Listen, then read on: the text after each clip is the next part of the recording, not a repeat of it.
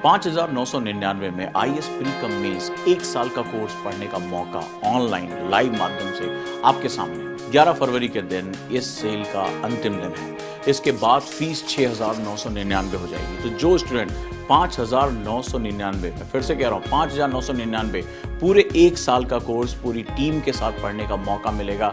IAS pre कम mains दोनों चीजों की तैयारी आपकी होगी और आप इसके साथ जुड़ सकते हैं। इस सुनहरे मौके को छोड़ना नहीं है, जुड़ जाना है, ताकत अपनी झोंक देनी है और Ojaank any time learning app पर यह क्लास अवेलेबल होगी। दिए गए नंबर पे आप कॉल कर सकते हैं, इस महासेल का फायदा उठा सकते हैं और आपके लिए बहुत बेहतरीन मौका है 11 फरवरी तक 5,999 में एडमिशन लेने का। इसके बाद फीस बढ़ा दी जाएगी। तो दोस्तों सोचना किस बात का, आइए जुड़ते हैं इस महा आंदोलन में और पैसे की कमी को अब अपने सपनों के रास्ते में नहीं आने देना है।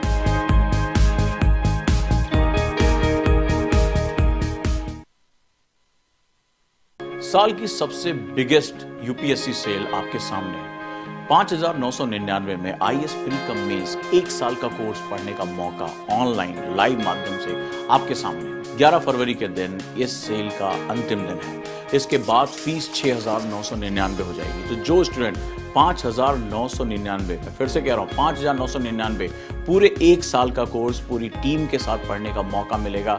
IAS प्री कम मेंस दोनों चीजों की तैयारी आपकी होगी और आप इसके साथ जुड़ सकते हैं। इस सुनहरे मौके को छोड़ना नहीं है, जुड़ जाना है, ताकत अपनी झोंक देनी है और Ojaank any time learning app पर यह क्लास अवेलेबल होगी। दिए गए नंबर पे आप कॉल कर सकते हैं, इस महासेल का फायदा उठा सकते हैं और आपके लिए बहुत बेहतरीन मौका है 11 फरवरी तक 5,999 में एडमिशन लेने का। इसके बाद फीस बढ़ा दी जाएगी। तो दोस्तों सोचना किस बात का, आइए जुड़ते हैं इस महा आंदोलन में और पैसे की कमी को अब अपने सपनों के रास्ते में नहीं आने देना है।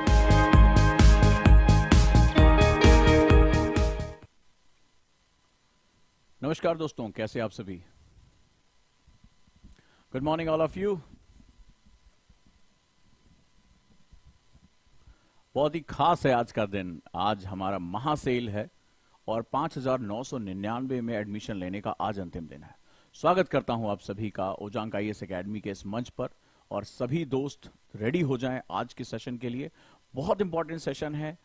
फाउंडेशन 1 साल तक जो तैयारी करना चाहते हैं उनके लिए यूपीएससी प्लान क्या है, तैयारी कैसे करें, और आज आपको एक मॉडल बताऊंगा कि कैसे स्टेप बाय स्टेप आप 1 साल तक उस मॉडल को फॉलो करके अपनी सक्सेस को सुनिश्चित कर सकते हैं। साथ ही साथ तैयारी में जो तनाव आता है, प्रेशर आता है, उसको कैसे डील करना है, इसके बारे में भी हम बात कर सकते हैं। सबसे पहले मैं स्वागत करता हूं आप सभी का। आप सभी कैसे हैं मुझे बताएं, कमेंट बॉक्स में बताएं। और आज की सुबह आपकी कैसी रही, आपने क्या क्रिएटिव काम किया, कमेंट बॉक्स में भी बताएं और हम इस सेशन को शुरू कर सकें। 1 साल का यूपीएससी प्लान क्या है? तो दोस्तों क्या मेरी आवाज क्लियर आ रही है आप सभी को? सबसे पहले मुझे ये बताएं। राजेश ने लिखा है कि आज का सेशन का बहुत बेसब्री से इंतजार था। डेफिनेटली आज आपको एक मॉडल बताऊंगा, अगर उस मॉडल को आप फॉलो करते हैं तो आपको बहुत बेनिफिट होने वाला है, आपका आउटपुट बहुत अच्छा आने वाला है। तो उम्मीद करता हूं कि आप इसके लिए बिल्कुल तैयार होंगे और पेन पेपर रखेंगे तो आपको और ज्यादा बेनिफिट मिलने वाला है इसका। तो कैसे हैं आप सभी लोग? So let's start. मुझे कमेंट बॉक्स में बताइए कि आपकी और कोई ऐसी प्रॉब्लम। अंजलि ने पूछा है कि 5,999 में क्या क्या कवर होगा। तो मैं आपको बता दूं कि आज इस महासेल का अंतिम दिन है। कल से फीस जो है वो 6,999 हो जाएगी और इसके बारे में बताऊंगा कि IAS प्रीलिम्स में क्या क्या चीज कवर होगा, मुख्य परीक्षा में क्या क्या कवर होगा, हिंदी इंग्लिश दोनों में क्या क्या कवर होगा। यानी ये बाइलिंगुअल बैच है, हिंदी और इंग्लिश दोनों मीडियम के लिए। तो यहां बाइलिंगुअल बैच के साथ साथ हम लोग यहां पर पढ़ेंगे 1 ईयर के कोर्स में क्या क्या कवर होता है, मैं इसके बारे में बताऊंगा। राइट, कौन कौन से टीचर इसमें पढ़ाएंगे, उनकी क्लासेस आपको कहां डेमो मिल सकती है, यह भी बताऊंगा। लेकिन ध्यान रहे कि आज 10 बजे से लेकर शाम को 5 बजे तक ये महासेल उपलब्ध है 5,999 में, 5,999। अगर अभी तक नहीं जुड़े तो इसके साथ जुड़िए और फॉर्म भर दीजिए। अदरवाइज कल से जो फीस होगी वो 6,999 हो जाएगी। तो अगर आप आज फॉर्म भी भर देते हैं, जो हमारी टीम लगातार शेयर कर रही है, उसके साथ भी आप जुड़ सकते हैं। और या तो आज Ojaank any time learning app पर जाकर एडमिशन ले सकते हैं, या जो दिए गए नंबर है 87507, यानी कि जो हमारा सबसे इंपॉर्टेंट नंबर है, आप इस पे कॉल भी कर सकते हैं। 875071110 पर कॉल करके एडमिशन भी ले सकते हैं। आपको यहां काउंसलर मदद करेंगे। लेट्स रेडी, हम लोग शुरू करें। तो मैं बीच बीच में आपसे बात करता रहूंगा।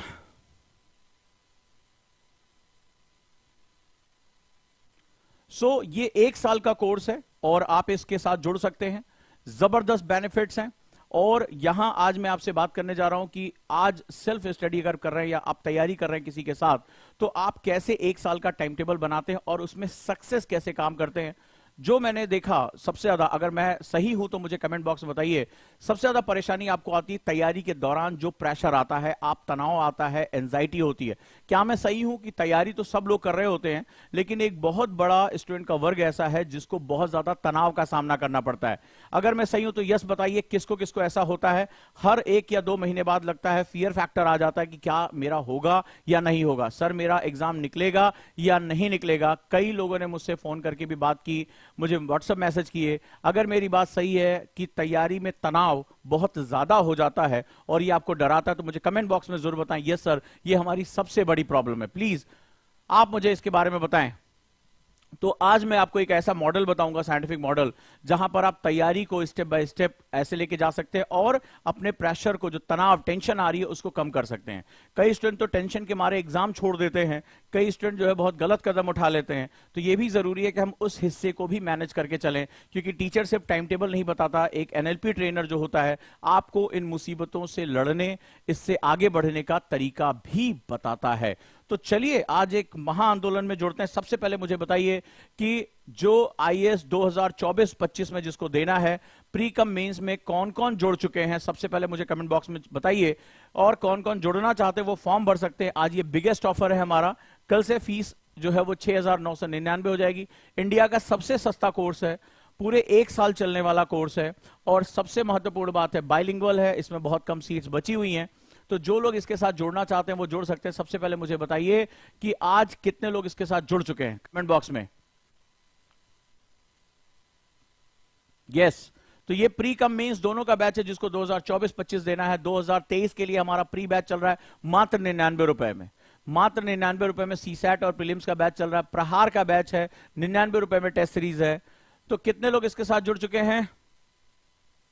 आई लव आईएएस ने लिखा हम जुड़े हुए हैं सर, वंडरफुल। शर्मा ने लिखा है कि हम जुड़ चुके हैं, गुड गुड। लबासना ने लिखा है कि मी I also joined. Suman Kumar ने लिखा है यस। गिन्नी ने लिखा है यस वी ज्वाइंड। और मुकेश ने लिखा है कि हम भी जुड़ चुके हैं, वंडरफुल। क्योंकि इसमें टीचर्स की डेमो क्लास शुरू होने जा रही है। अब आज के बाद इसमें टीचर्स की डेमो क्लास शुरू हो जाएगी। जो जो टीचर इसमें पढ़ाएंगे वो Ojaank any time learning app पर अपनी क्लासेस भी देना शुरू करेंगे। हर सब्जेक्ट की डेप्थ आपको बताएंगे, सिलेबस क्या अप्रोच करना है, कैसे उसमें जो है मार्क्स लेकर आने हैं, सारी जो है क्लासेस टीचर की चलनी शुरू हो जाएंगी। तो कितने ऐसे स्टूडेंट हैं जो इसके साथ जुड़ना चाहते हैं? Come on, keep it up. बहुत बढ़िया, इतने बच्चे जुड़ चुके हैं। कीर्ति, आईपीएस लवर ऑफिशियल, विकास, वंडरफुल। बहुत बढ़िया, बहुत बड़ा परिवार ये बनता चला जा रहा है, क्योंकि इतनी कम फीस में इंडिया में कोई भी नहीं पढ़ा रहा है। तो अगर इस क्वालिटी के साथ जुड़ना है तो आप सभी का बहुत बहुत स्वागत है। जो लोग नहीं जुड़े हैं वो इसके साथ जल्दी से जल्दी जुड़ जाएं। आगे हम बात करते हैं, बहुत इंपॉर्टेंट। और एक ही चीज कहूंगा, जिंदगी में एक बड़ी बात याद रखिएगा। कहानी की आज की शुरुआत करते हैं और ये सेल अभी जारी है, आज शाम तक 5 बजे तक रहेगी। तो जो लोग जुड़ना चाहते हैं वो जुड़ जाएं। विपिन ने लिखा है कि मैं भी जुड़ चुका हूं सर, वंडरफुल, क्या बात है। 2023 और ये कोर्स 2024-25 के लिए है, जो प्री कम मेंस है। 2023 के लिए जीएस प्रीलिम्स का कोर्स चल रहा है, उसके साथ आप जुड़ सकते हैं। गुड। एक ही चीज कहूंगा, बड़ी इंपॉर्टेंट बात कहने जा रहा हूं तुमसे, और मेरी बात याद रखना और लिख लेना। प्यास कहती है चलो रेत निचोड़ी जाए, प्यास कहती है चलो रेत निचोड़ी जाए, अपने हिस्से में समंदर नहीं आने वाला। ये किसके लिए बात कही जा रही है? इस बात का मतलब क्या है? लोग कहते हैं ना कि तुम गोल्डन स्पून के साथ पैदा हुए हो, बड़ा किस्मत वाला है। लेकिन अगर मेरे हिस्से में कुछ नहीं है, बार बार एक लाइन मैंने लिखी थी पहले और मुझे बहुत पसंद है, और मैंने खुद के ऊपर लिखी थी कि दुनिया ने कहा तेरे हाथों में किस्मत की लकीरें नहीं, दुनिया ने कहा तेरे हाथों में किस्मत की लकीरें नहीं, उन्हें क्या पता मैं अपनी तकदीर खुद लिखता हूं, मैं अपनी तकदीर खुद लिखता हूं, मैं खुद अपने आप को बनाता हूं। और मैं कहता हूं कि प्यास कहती है चलो रेत निचोड़ी जाए, मेरे हिस्से में कुछ नहीं मिलने वाला, कोई मुझे दुनिया में कुछ थाली में सजा के नहीं देगा, मैं नहीं हूं गोल्डन स्पून बॉय। मेरे अंदर क्या ताकत है कि मैं रेत निचोड़कर अपनी प्यास बुझा सकता हूं। मेरा जो कर्म है, मेरा जो कर्म प्रधान मन है, वही सब कुछ है। मेरे अंदर की हिम्मत मुझे आगे बढ़ाती है, और अपने हिस्से में समंदर नहीं आने वाला, कोई इंतजार नहीं करने वाला। तो याद रखना, आने वाले समय में अगर कोई अपनी तकदीर बनाएगा तो वो खुद तुम बनाओगे, खुद तुम बनाओगे, इस बात को याद रखना। तो अब इसके साथ जुड़ जाइए और अपनी ताकत को बता दीजिए कि मुझे चाहे फेवरेबल कंडीशन मिले या ना मिले, मैं वो हूं जो असंभव का गला दबाकर उससे संभव कहलवा लूंगा। है तुम्हारे अंदर इतनी हिम्मत? कौन कौन ऐसा है जो ये कहता है कि मेरे सामने असंभव खड़ा है? तुमसे कहा किसने लोगों ने, अरे यार आईएएस बनना बहुत कठिन है, लबासना बहुत कठिन है। अरे हर कोई आईएएस नहीं बनता है, तुम्हारे अंदर तो कोई टैलेंट ही नहीं, तुम्हारी कुंडली में कोई ग्रह नहीं है कि तुम आईएएस बन सको। कितने तुम में से ऐसे हो जो कह सकते हो कि अगर असंभव मेरे सामने खड़ा हुआ तो उसका गला दबा दूंगा और असंभव से कहलवा दूंगा कि तुम संभव हो, तुम संभव। वो खुद कहे असंभव, जब उसका गला पकड़ो इतनी हिम्मत के साथ। बाजुओं में ताकत होनी चाहिए। है तुम्हारे बाजुओं में इतनी ताकत? अगर है तो आगे बढ़ जाओ, ये रास्ता तुम्हारा है। अगर तुम्हें यह लगता है कि तुम्हारे फेवर में कोई कंडीशन नहीं है, कोई तुम्हारे साथ देने वाला नहीं है, लोग तुम्हारा विरोध करते हैं, तो ये लाइनें तुम्हारे लिए है कि प्यास कहती है चलो रेत निचोड़ी जाए। प्यास मुझे लगी है ना, मुझे आईएएस बनना है, मुझे अपनी तकदीर बनानी है, तो मैं रेत भी निचोड़ दूंगा, उससे पानी निकाल दूंगा, क्योंकि मेरे हिस्से में कोई समंदर नहीं आने वाला।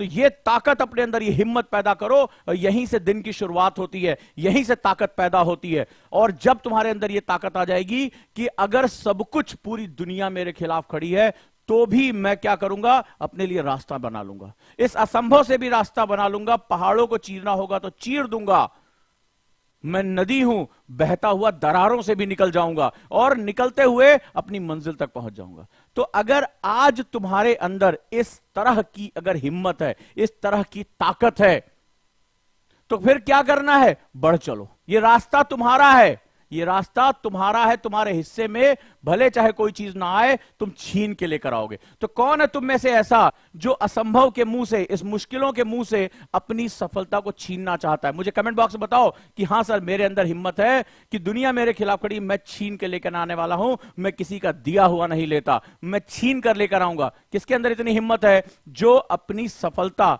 आईएएस बनने का सपना पूरी दुनिया से लड़कर छीन के ला सकता है? मुझे बता दो, मुझे बताओ कौन लोग हैं। कमेंट बॉक्स में मुझे चाहिए नाम उनके कि यस सर आई एम, मैं हूं, बताओ मुझे।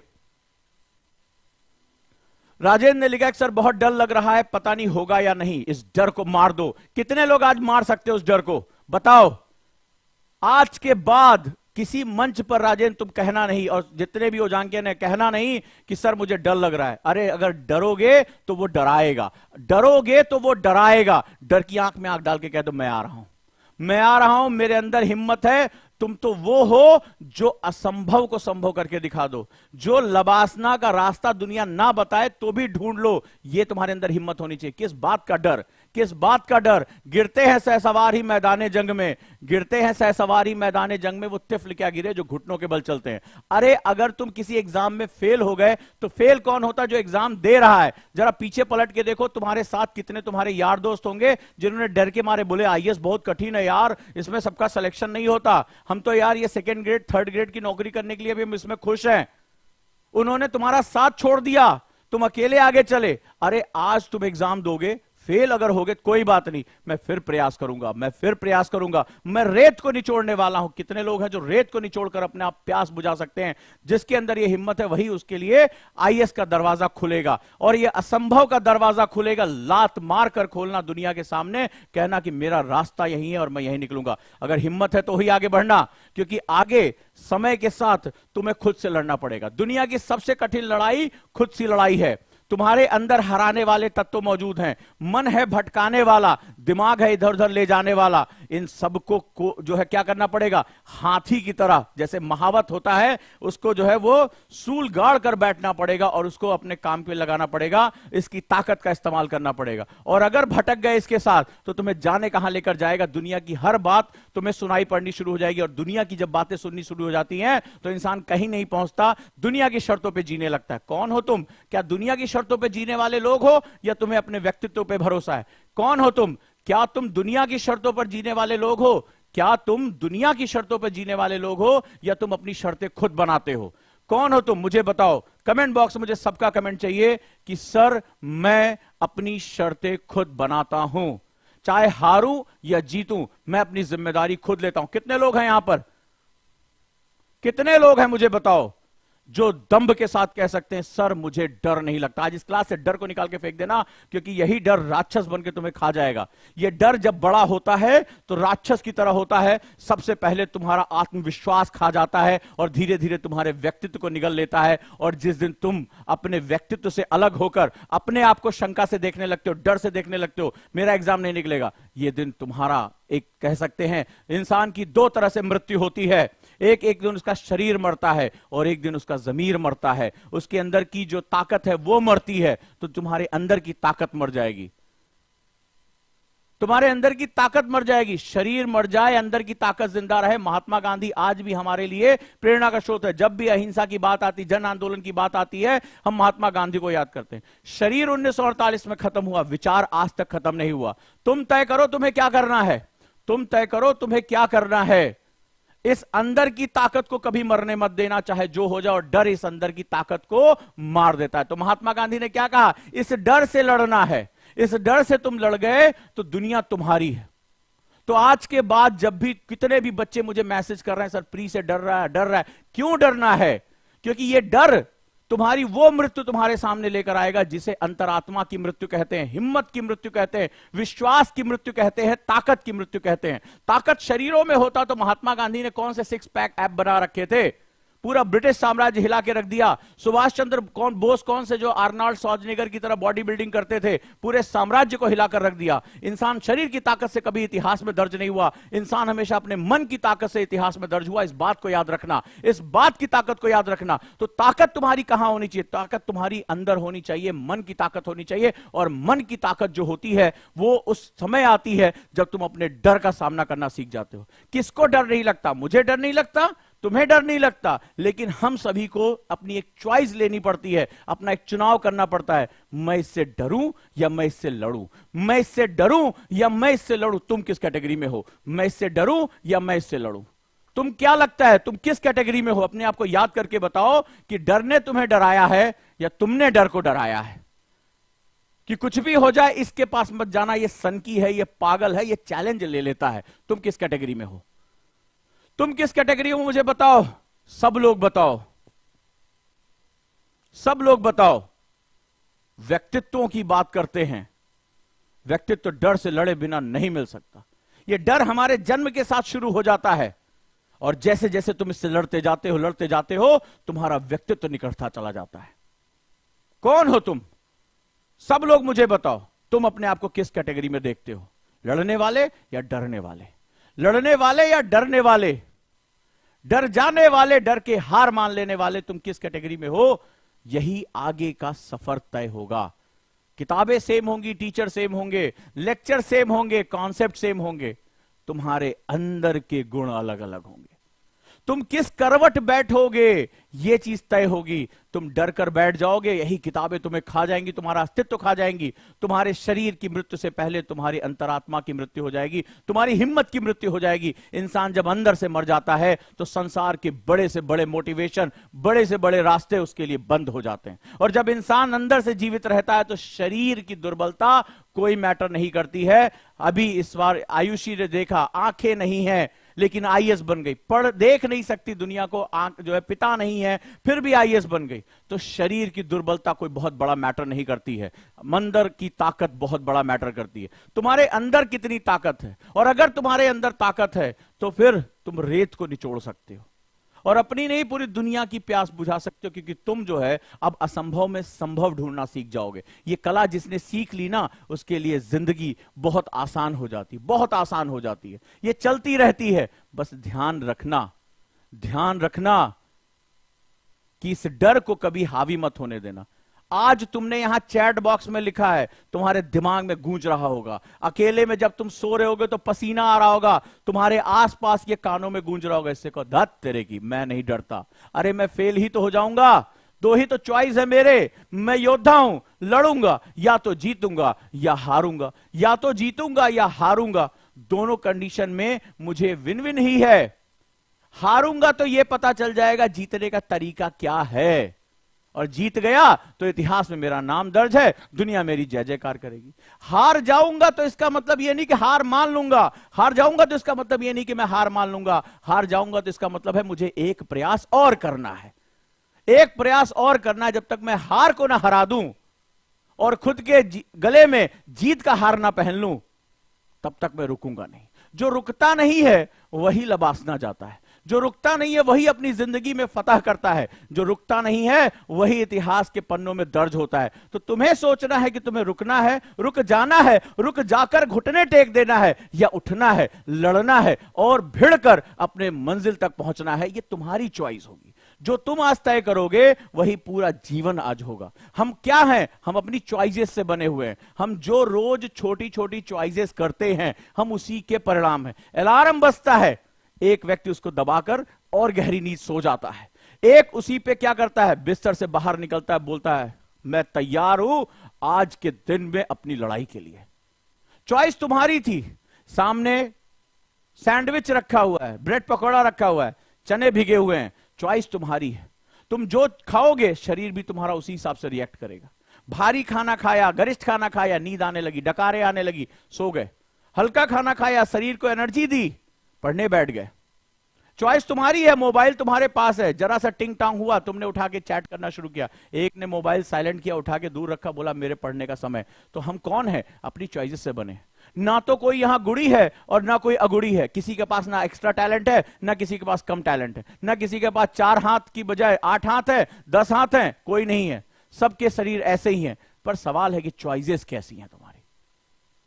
तो चॉइस अगर तुम्हारे फेवर में है तो तुम अपने आप को वैसे बना जाओगे। हर क्षण सतर्क रहना पड़ेगा, और डर तुम्हारी सतर्कता को खा जाएगा, क्योंकि वो तुम्हारी आंख के सामने है, वो तुम्हें डराता रहेगा। तुम अपने ऊपर ध्यान देने के बजाय केवल उसके ऊपर ध्यान देते रहोगे, और जब उसके ऊपर ध्यान देते रहोगे तो जिंदगी में कभी खुद को नहीं बना पाओगे। ये बात याद रखना। और जो ये बैच है, ये इसी की कहानी है। मैं आईएएस करूं ना करूं, मैं जुड़ूं ना जुड़ूं, अरे आज नहीं कल देखा जाएगा यार। तो ये डर है, तुम्हें डरा रहा है, तुम्हें चॉइस लेने से जुड़। आज कई लोग चॉइस लेंगे, आज कई लोग जुड़ेंगे इसके साथ। 2024-25 में इरादा कर लेंगे मुझे आईएएस देना है, ये 26 में मुझे देना है, लेकिन मैं 25 तक अपने आप को तैयार करके बैठा रहूंगा। 26 में तो पहुंचूंगा धड़ाक से, मुझे पता होगा मेरा सिलेक्शन होगा। वो ये नहीं कहेगा 26 में देना है सर, 25 में तैयारी शुरू करें। नहीं, early bird gets the worm. वो जानता है कि मुझे आज ये करना है। तो ये जो इंपॉर्टेंट चीज है वो अपने आप में बहुत महत्वपूर्ण हो जाती है। अब मैं बात करता हूं 1 साल तक तैयारी करना कैसे, 1 ईयर तक हमें कैसे प्रिपेयर करना है। रेडी हैं सभी लोग?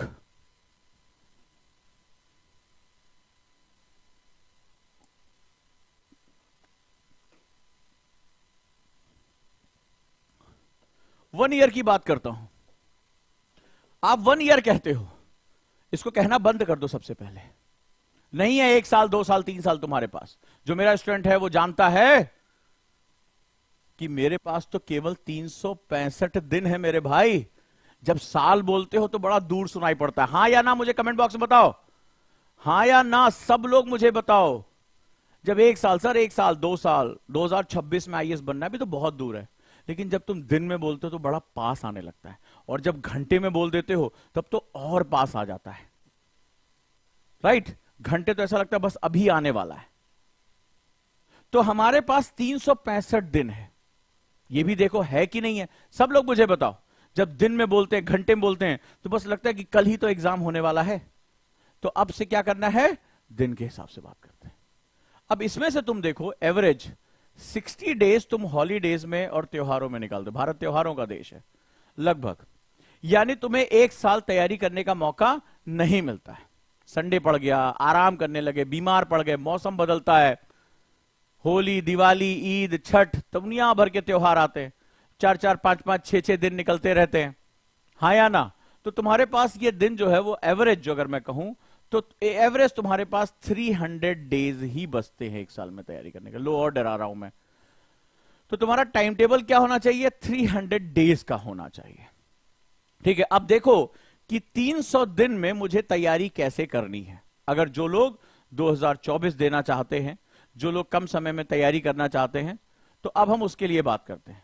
अब 300 दिन में पढ़ाई करने के दो तरीके हैं। एक, क्लासेस जो आप ज्वाइन करते हैं, क्लास चाहे ऑनलाइन करें चाहे ऑफलाइन करें, और दूसरा सेल्फ स्टडी होती है। सेल्फ स्टडी, कई लोग जो है ये दोनों शब्दों में बड़े कंफ्यूज होते हैं। अब मैं इसके बारे में सबसे पहले बताऊंगा कि इन दोनों शब्दों में कई लोग कहते हैं ना कि वो सेल्फ स्टडी से आईएएस बन गया, कोई कहते हैं उन्होंने फलाना कोचिंग ज्वाइन की, क्लास ज्वाइन की। किसी कोई पूछता है कि सर क्या क्लास ज्वाइन करना जरूरी है? तो इस सवाल का जवाब कितने लोग चाहते हैं कि ये दोनों चीजें जो हैं वो अलग अलग नहीं है, ठीक है? और इन दोनों चीजों में कंफ्यूजन होने बहुत से वीडियो बनते हैं ना। तो सबसे पहले आज मैं यही बताऊंगा कि ये दोनों पढ़ाई के कौन से दो हिस्से हैं। कितने लोग इसको जानना चाहते हैं मुझे कमेंट बॉक्स में बताएं, सभी लोग।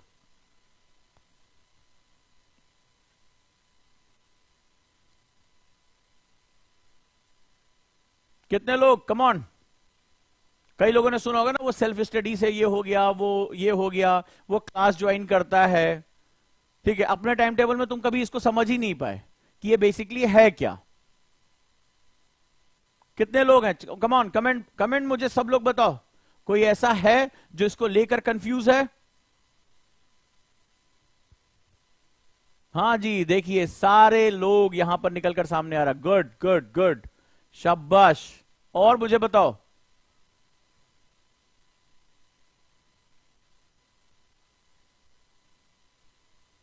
चलिए अब देखते हैं इसको हम लोग कैसे जो है वो डील कर सकते हैं। अब बात करते हैं क्लास क्या होती है। ये चाहे आपके ग्रेजुएशन में हो, टीचर हो, कोचिंग हो, ऑफलाइन क्लास हो, ऑनलाइन क्लास हो। क्लास जो होती है, एक आप यहां पर हैं और आपने आज डिसाइड किया कि मुझे आईएएस की तैयारी करनी है। अब जरा देखो, आईएएस की तैयारी करनी है। इस पूरे गेम में सबसे इंपॉर्टेंट फैक्टर क्या है? टाइम, ठीक है? टाइम है, क्योंकि अगर अगले साल मई में पेपर है तो मई में ही होगा। जो 300 दिन तुम्हें मिले हैं वो 300 दिन ही रहेंगे। ऐसा नहीं कि रोगे गाओगे तो वो 600 दिन हो जाएगा। तो तुम्हारे लिए सबसे इंपॉर्टेंट फैक्टर क्या? टाइम। अब जैसे आप हैं, आपने डिसाइड किया कि मुझे आज, मान लीजिए आज आप फाउंडेशन बैच में एडमिशन लेते हैं और आपको डिसाइड करते हैं मुझे आईएएस बनना है। अब तुम्हारे लिए सबसे इंपॉर्टेंट फैक्टर टाइम है कि मेरे पास टाइम लिमिटेड है, मुझे यूपीएससी टाइम एक्स्ट्रा नहीं देगा। मेरा कॉम्पिटिटर भी इसी टाइम का इस्तेमाल करके सीट लेके चला जाएगा, वो इतिहास रच देगा, अपने माता पिता को गौरवान्वित कर देगा, अपनी जिंदगी सेट कर लेगा पूरी की पूरी। तो अब आपको क्या करना है? अब आपको इसमें बड़े इंपॉर्टेंट तरीके से ध्यान देना, आपको सब्जेक्ट के इसमें घुसना है। अच्छा, हम क्या होता है कि हम पहले से कंपटीशन दे रहे होते हैं, पहले हम जैसे 12th के बाद दिया, ग्रेजुएशन में दिया, तो हमें क्या होता है, इन जो एग्जाम्स होते हैं इनका एक सेट फ्रेम होता है। जैसे मैथ्स, अगर आप पीसीएम से हैं तो आईआईटी के लिए जाएंगे, इंजीनियरिंग के लिए जाएंगे, पीसीबी है तो आप मेडिकल के लिए जाएंगे, तो ये एक फिक्स सेट होता है। लेकिन जब आप यूपीएससी में आते हैं तो यहां ये मेंटेलिटी काम नहीं करती है, यानी वहां आपका सब्जेक्ट डोमेन नहीं सेट होता है। यहां आपको ह्यूमैनिटी के सब्जेक्ट्स यानी आर्ट्स के, science, maths, reasoning, commerce, economy, ये सारे सब्जेक्ट देखने पड़ते हैं जो आपके डोमेन के सब्जेक्ट नहीं, यानी आपने बहुत साल पहले उनको पढ़ना छोड़ दिया था। साइंस का स्टूडेंट केवल साइंस पढ़ रहा है, कॉमर्स का स्टूडेंट केवल कॉमर्स पढ़ रहा है, ह्यूमैनिटी का स्टूडेंट केवल ह्यूमैनिटी पढ़ रहा है। यूपीएससी में आने के बाद अचानक से आपके डायमेंशन ओपन हो जाते हैं। आर्ट्स वाले को साइंस पढ़ना पड़ता है, साइंस वाले को आर्ट्स पढ़ना पड़ता है, कॉमर्स पढ़ना पड़ता है। राइट और रॉन्ग मुझे बताते जाएं, सब लोग मुझे बताएं। तो ये क्या होता है, अचानक से आपके सामने डायमेंशन खुल जाता है जिससे आप परिचित नहीं होते हैं। अब आपको शुरुआत करने में बड़ी दिक्कत आती है, क्यों? क्योंकि वो आपका डोमेन नहीं है, आपका कंफर्ट जोन नहीं है। अच्छा, इंसान के साथ एक बड़ी दिक्कत होती है, इसकी जो खोपड़ी होती है ना, ये एक वर्ड ढूंढता है। अब मेरी बात को समझना, बहुत बड़ा साइंटिफिक लॉजिक दे रहा हूं, इसको हम लोग कंफर्ट जोन बोलते हैं। कंफर्ट जोन बोलते हैं। कंफर्ट जोन हमारी सबसे बड़ी एक जो है वो कमजोरी भी होता है। आप देखिए, आप जिस बिस्तर पर सोते हैं, ठीक है, अगर आपका बिस्तर चेंज हो जाए आपको रात में नींद नहीं आती, जगह चेंज हो जाए आपकी नींद नहीं आती है। आप जो खाना खाते हैं अगर वो चेंज हो जाए तो आपको अच्छा नहीं लगता है। तो हमारा एक कंफर्ट जोन होता है, आप नोटिस करके देखिएगा, आप जिस सोफे पे बैठते हैं अचानक से बदल जाए तो आप थोड़ा सा देर अचकचाते हैं। तो हम क्या होता है, नई चीज में एडजस्ट होने में हमें टाइम लगता है। यस या नो? कितने लोगों के साथ ऐसा हुआ है? तो इसको हम लोग कंफर्ट जोन बोलते हैं। जिन दोस्तों के साथ बैठे, अगर अजनबियों के साथ बैठ जाएं तो आप उतना हंसते गाते नहीं है, ठीक है, जितना अपने क्लोज फ्रेंड के साथ, क्योंकि वो आपका कंफर्ट जोन है। किसी खास रेस्टोरेंट में अगर आपको बैठने की आदत है, वही कोने वाली कुर्सी, दोस्तों के साथ बैठे, धमाल किया, मेज बजा रहे हैं, लेकिन किसी सोफिस्टिकेटेड रेस्टोरेंट में चले गए तो आपका बिहेवियर अचानक से बहुत अनकंफर्ट हो जाते हैं, क्योंकि हम अपने कंफर्ट जोन से बाहर आ जाते हैं। तुम्हारा दिमाग भी इसी कंफर्ट जोन के साथ कंपटीशन में उतर आता है। और कंपटीशन कौन सा? यूपीएससी का। बड़े ध्यान से इस लॉजिक को समझना। अब क्या होता है, हमारा दिमाग जो होता है, नए सब्जेक्ट आ गए। अब जैसे आप साइंस के स्टूडेंट, आप साइंस के साथ कंफर्ट हो, you know the physics, chemistry जानते हो, लेकिन अचानक से आपको मेडाइवल इंडिया पढ़ना है, आपको अचानक से भारत का सांस्कृतिक विन्यास पढ़ना है, जिसको तुम बहुत साल पहले छोड़ चुके हो। अचानक से क्या होगा, ये जब सब्जेक्ट आते हैं तो आपको ये एलियन सब्जेक्ट लगते हैं। अब जैसे कोई स्टूडेंट आर्ट का, ह्यूमैनिटी का है, अचानक से उसके सामने बायोलॉजी आ गई, अचानक से फिजिक्स के कॉन्सेप्ट आ गए, फॉर्मूले आ गए, ग्रेविटेशनल प्रिंसिपल आ गया, अचानक से वो क्या होता है, अनकंफर्ट हो जाता है। और जो ये अनकंफर्ट होता है, ये हमारे दिमाग को जिगजैग लेके जाता है। क्या काम करता है? ये जिगजैग घुमाता है, ये सही है, ये गलत है, पहला अपना वाला पढ़ूं फिर ये वाला करूं। तो इसमें क्या होता है, हमारा टाइम लॉस होना शुरू होता है। भाई मुझे सीधे सीधे तुम तक पहुंचना है, ये सीधा रास्ता, मैं तुम तक पहुंच गया, लेकिन अगर मैं ऐसे घूम के इधर से उधर जाऊं तो क्या होगा, मुझे टाइम लगेगा। तो क्या होता है, हम टाइम लॉस शुरू कर देते हैं। और इधर क्या होता है, हमारी घड़ी ऑन है, यूपीएससी वाले ने टाइमर ऑन कर दिया है, भाई तुम्हारा एग्जाम इतने समय बाद होगा। अब हम अनकंफर्ट सिचुएशन में हैं, अपना कंफर्ट जोन नहीं ढूंढ पा रहे हैं, तो क्या होता है कि धीरे धीरे हमारा डाइवर्जन बढ़ता चला जाता है। इसमें कई लोग ऐसे होते हैं, मुझे बताते जाओ, कमेंट बॉक्स में बताते जाओ कि सर मैं सही कह रहा हूं, नब्ज पकड़ी कि नहीं पकड़ी, डॉक्टर साहब ने नब्ज पकड़ी कि नहीं पकड़ी, ये आप मुझे बताओ। ठीक है, अब क्या होगा, आप अनकंफर्ट हो गए, अब इसमें आप टाइम लॉस करना शुरू कर देते हो। जैसे आप, कितने लोग ऐसे हैं जिन्होंने तैयारी की शुरू शुरू में, पहले हिस्ट्री उठाई, कुछ दिन पढ़ा हिस्ट्री, जोश में मॉडर्न इंडिया पढ़ना शुरू किया, फिर थोड़ा लगा यार मजा नहीं आ रहा है, फिर लो ज्योग्राफी शुरू करते हैं, इंपॉर्टेंट है, थोड़ा सा वो साइंस वाला है, मुझे बताते जाना कितने लोगों के साथ हुआ। फिर लगा नहीं यार मजा नहीं आ रहा है, पहले लो यार साइंस ही कवर कर लेते हैं, टेक वाला पोर्शन कवर कर लेते हैं। तो आपने उसको किसी सब्जेक्ट को पूरा नहीं किया, पूरा नहीं किया, या चलो यार इकोनॉमिक्स देख लेते हैं, शायद वो मैथमेटिक्स वाला है तो थोड़ा समझ, या कॉमर्स वाले ने इकोनॉमिक्स उठा लिया उसको छोड़ के। ठीक है, अब मुझे बताओ किसके किसके साथ ऐसा हुआ है। तो आप जिगजैग करने लगे, मतलब सब्जेक्ट पे डेप्थ लाने की बजाय, उस पर डिस्कशन करने की बजाय, आपने वो छोड़ा और किसी और के पास, सब्जेक्ट के पास पहुंच गए। कई बार बच्चे कोचिंग बदल देते हैं, टीचर बदल देते हैं, लेकिन वो क्या होता है, वो स्वयं अनकंफर्ट है, स्वयं अनकंफर्ट है, वो समझ नहीं पा रहे कि मुझे इस सब्जेक्ट पे कैसे अटैक करना है, इसमें अपना कंफर्ट जोन कैसे ढूंढना है। राइट, तो मुझे बताओ ऐसा किसके किसके साथ हुआ है, कमेंट बॉक्स में मुझे सबसे जानकारी चाहिए, तो बताता हूं कि आखिर ये क्लास और सेल्फ स्टडी क्या है। सही कह रहा हूं?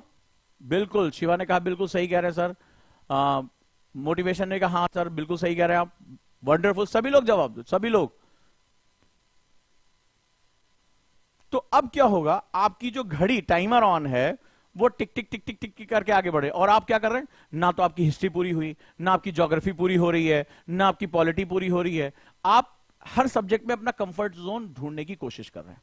और ये इस वजह से क्योंकि आपकी जो नर्चरिंग हुई है, जो हमारा एजुकेशन सिस्टम है, वो साइंस वाले को केवल साइंस पढ़ाता है, वो मैथ्स वाले को केवल मैथ्स पढ़ा रहा है, वो कॉमर्स वाले को केवल कॉमर्स पढ़ा रहा है, और यूपीएससी कहता है मुझे तो प्रशासनिक अधिकारी चाहिए, जिन पे सब पे उनकी जो है नॉलेज, एक कम से कम सामान्य ज्ञान उनका होना चाहिए, सामान्य अध्ययन होना चाहिए। अचानक से इसका नेचर बिल्कुल टर्न हो जाता है। तो आप क्या होता है, इसमें बहुत ढेर सारे बच्चे होते हैं जो कंफर्ट जोन नहीं ढूंढ पाते, और क्या होता है, अपना टाइम खराब करते हैं। नतीजा क्या होता है, या तो कुछ समय बाद उनका सब्जेक्ट से मन उचट जाता है। कितने लोगों का ऐसा हुआ कि शुरुआत में, मुझे तैयारी में, जो लोग तैयारी पहले से कर रहे हैं या तैयारी कर चुके हैं, मुझे अभी कमेंट बॉक्स में बताएं कि शुरुआत में जो सब्जेक्ट उनका मन उचट गया, दोबारा कभी उसमें मन नहीं लगा जल्दी, बहुत या मेहनत बहुत करनी पड़ी, बार बार कोशिश करनी पड़ी। कितने लोग ऐसे हैं कि जब शुरुआत में कोई भी सब्जेक्ट, मान लो हिस्ट्री रही हो या ज्योग्राफी रही हो या पॉलिटी, मजा नहीं आया और वो घूमते रहे और हमेशा के लिए उनका सब्जेक्ट उनसे छूट गया, हमेशा के, मतलब उसमें फिर दोबारा कभी इंटरेस्ट नहीं आया, या इंटरेस्ट लाने के लिए उन्हें दुगनी तिगनी मेहनत करनी पड़ी। कितने लोग हैं ऐसे, कितने लोग हैं यहां पर, मुझे बताएं।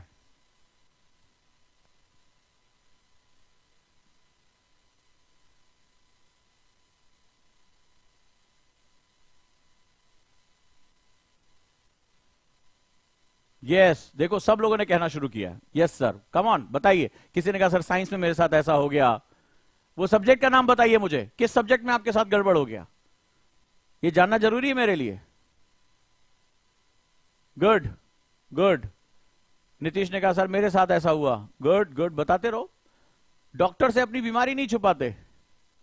हाँ, तो होता क्या है, जो क्लासेस होती हैं, जैसे कई लोग कहते हैं आजकल यूट्यूब पे वीडियो चला, वो किसी चीज पे भी चलना शुरू हो जाता है, वायरल हो गया, तो भैया सेल्फ स्टडी कर लो, सेल्फ स्टडी कर लो। बट सवाल है, सेल्फ स्टडी क्लासेस के साथ भी हमेशा बनी रहेगी?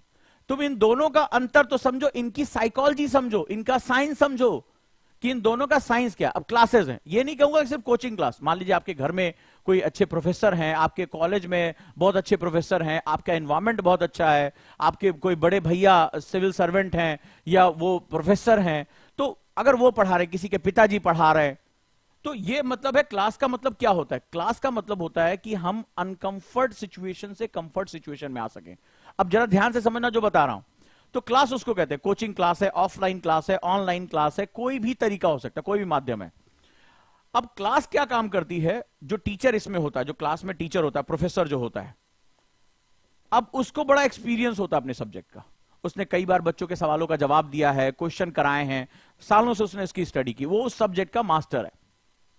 उसने क्या किया, सब्जेक्ट में तुम्हें एंट्री कैसे करनी है, सब्जेक्ट में एंट्री करनी के उसके तुम्हें तरीके समझा। जैसे मान लीजिए टीचर ने हिस्ट्री पढ़ाना शुरू किया, तो आपने कभी जिंदगी में हिस्ट्री नहीं पढ़ी, आपको नहीं पता कि भारत की संस्कृति में क्या था, प्राचीन भारत किसे कहते हैं, मेडाइवल क्यों कहा गया, मॉडर्न इसको क्यों कहा गया, क्या कॉन्फ्लिक्ट्स हैं, वर्ल्ड वॉर क्या है, वर्ल्ड हिस्ट्री क्या है, आपको नहीं पता एक्चुअली में।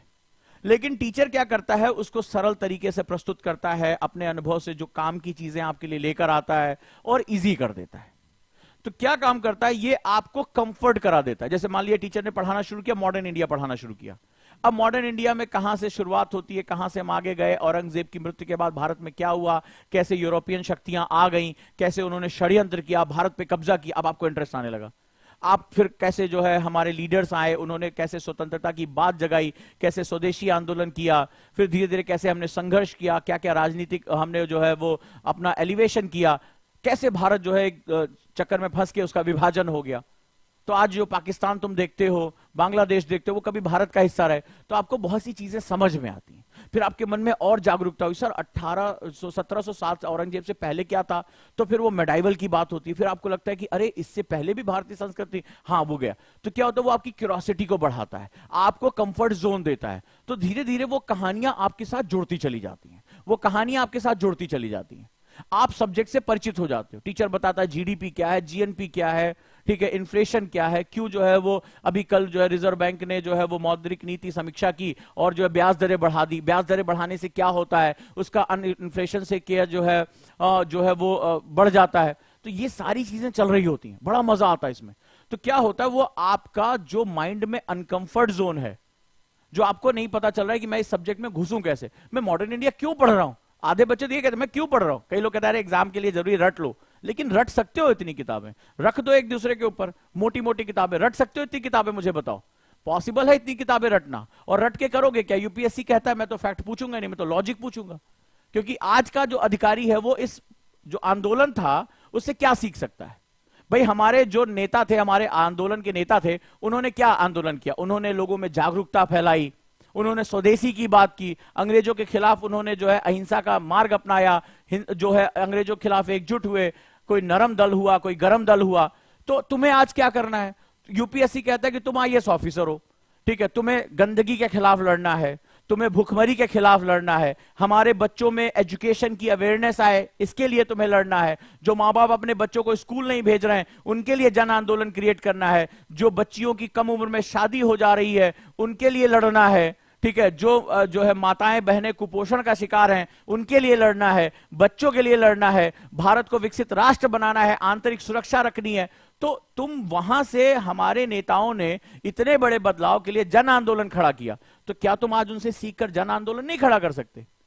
तुम लोगों को एकजुट करो। कितने आईएएस ऑफिसर की कहानियां तुम जानते हो, पानी को संरक्षण करने के लिए, सड़कें बनाने के लिए, सफाई के लिए उन्होंने लोगों को जागरूक कर दिया, और लोगों ने देखते देखते वहां पर क्या कर दिया, परिवर्तन कर दिया। मैंने पढ़ाया था, जो बांदा के डीएम थे उन्होंने लोगों को पानी का महत्व समझाया, तालाबों को साफ कराया, बिना सरकारी मदद के लोगों के अंदर एक भावना भर के और जल संरक्षण शुरू कर दिया। हां या ना? तो ये जो चीजें हैं ये हमारी ताकत है। तो क्लास का मतलब होता है मुझे कंफर्ट जोन देना, मुझे सब्जेक्ट में प्रवेश कराना। तो सब्जेक्ट में प्रवेश कराना, तो ये क्या है? लोगों को लगता है बिना कोचिंग आईएएस की तैयारी या बिना क्लास आईएएस की तैयारी सेल्फ स्टडी होती। ना मेरे बाबू, जब तुम्हें इसको बताया जाए, ठीक है, ये बहुत गलत प्रचलित वर्ड है, 50 वीडियो इस तरह के आ जाते हैं, लोग ढेर सारा अपना कमेंट भी मार देते हैं। ये नहीं है। कहता है कि जो आपने टीचर से सीखा उस पर आपको अब चिंतन करना चाहिए। जैसे आज टीचर ने बताया कि भारत किस तरह से जो है वो एक, अगर उसमें मान लो एक बात आती है कि भारत किस तरह से उसने जन आंदोलन खड़ा किया, लोग आजादी का मतलब नहीं जानते थे, अंग्रेजों को अपना शत्रु नहीं समझ पा रहे थे, तो एक तरीके से लेकर आए। तो अब आप घर गए और आपने चिंतन करना शुरू किया कि अगर मैं डीएम हूं, मैं एक आईएएस ऑफिसर हूं, तो मैं कैसे लोगों को सफाई के लिए जागरूक कर सकता हूं, मैं कैसे, शादियों में इतना खाना फेंका जा रहा है और एक तरफ हमारे इतने बच्चे भूखे सोते हैं, तो मैं कैसे वो शादियों में, जो अमीर आदमी अपनी शादियों में इतना पैसा फेंकता है, इतना खाना बर्बाद करता है, और एक तरफ हमारे यहां लोग जो है वो कूड़े से खाना भी बीन रहे हैं, उनको खाना नहीं मिल रहा है, तो कैसे मैं कोई व्यवस्था करूं कि मैं इस जन आंदोलन के माध्यम से इन चीजों को पहुंचा सकूं, कैसे करूं? तो आप क्या करोगे? सेल्फ स्टडी करते हो, सेल्फ चिंतन करते हो, उस पर राइटिंग करते हो। चलो मैं इस पर कुछ लिखता हूं, मेरे शिक्षक ने जो मुझे पढ़ा दिया, मैं उस पर कुछ लिख के देखता हूं कि मैं उनकी पढ़ाई गई बातों को लिख सकता हूं कि नहीं लिख सकता हूं।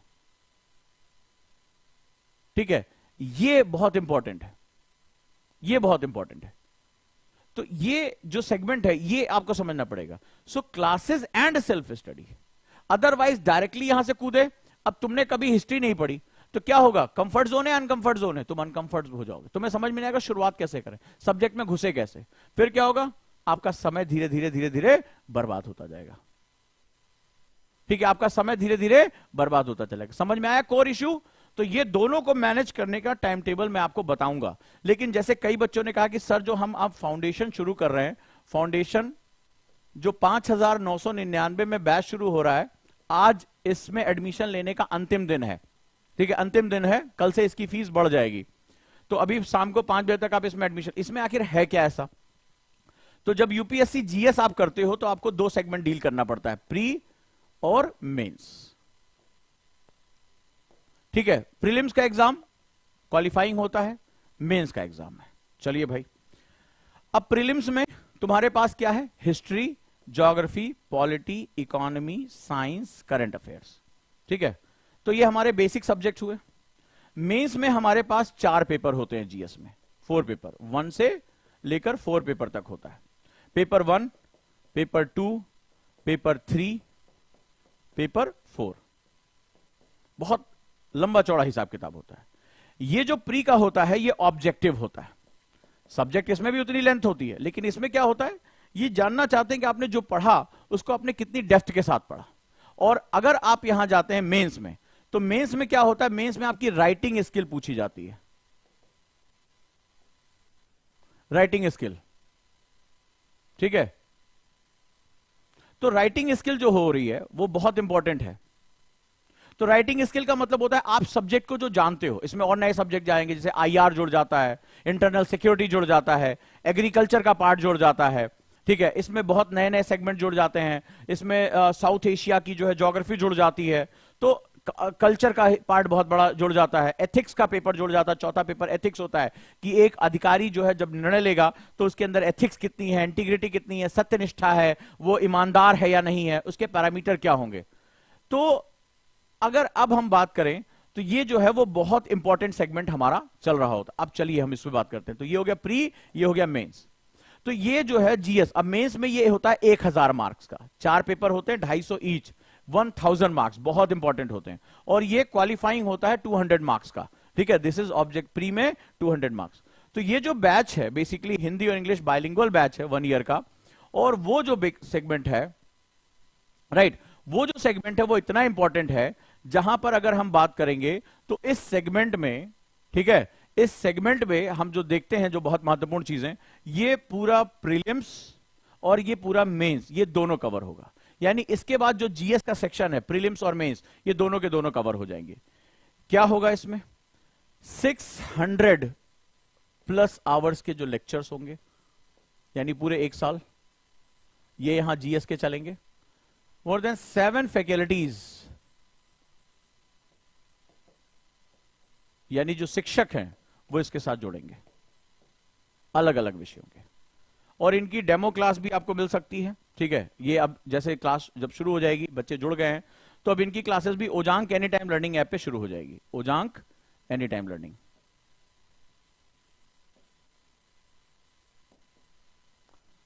तो यहां पर आप इसके साथ, आज इस फीस में जुड़ने का अंतिम दिन है। जो लोग फॉर्म भरना चाहें वो फॉर्म भर सकते हैं, जो दिए गए नंबर पे कॉल करना चाहें 87507। कैसे एडमिशन लेना है? 11100, इस पर वो जुड़ भी सकते हैं। अब आ जाइए, अब हम बात करते हैं टाइम टेबल की।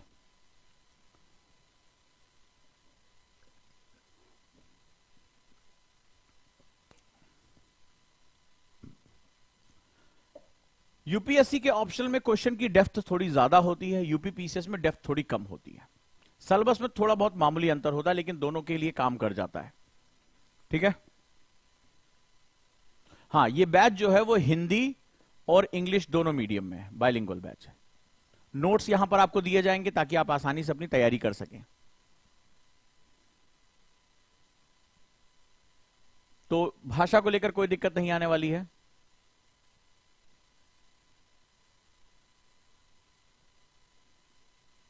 ठीक है, तो आज ये लास्ट डे है 5999 में एडमिशन लेने का, शाम को 5 बजे तक।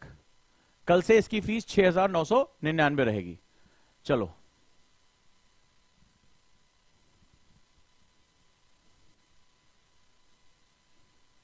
तो चलिए अब हम टाइम टेबल पर डिस्कशन करते हैं।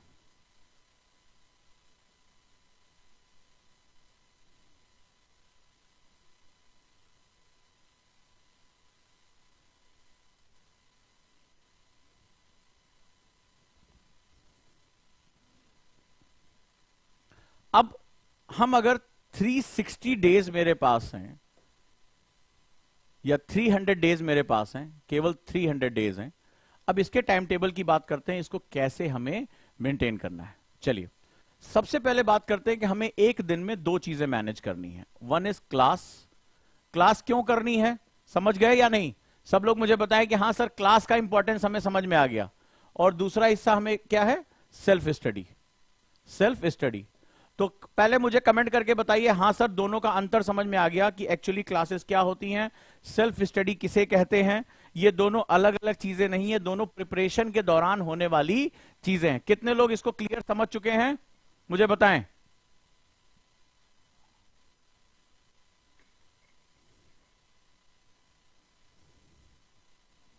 कितने लोग? चलिए कमेंट बॉक्स में मुझे बताइए, कम ऑन।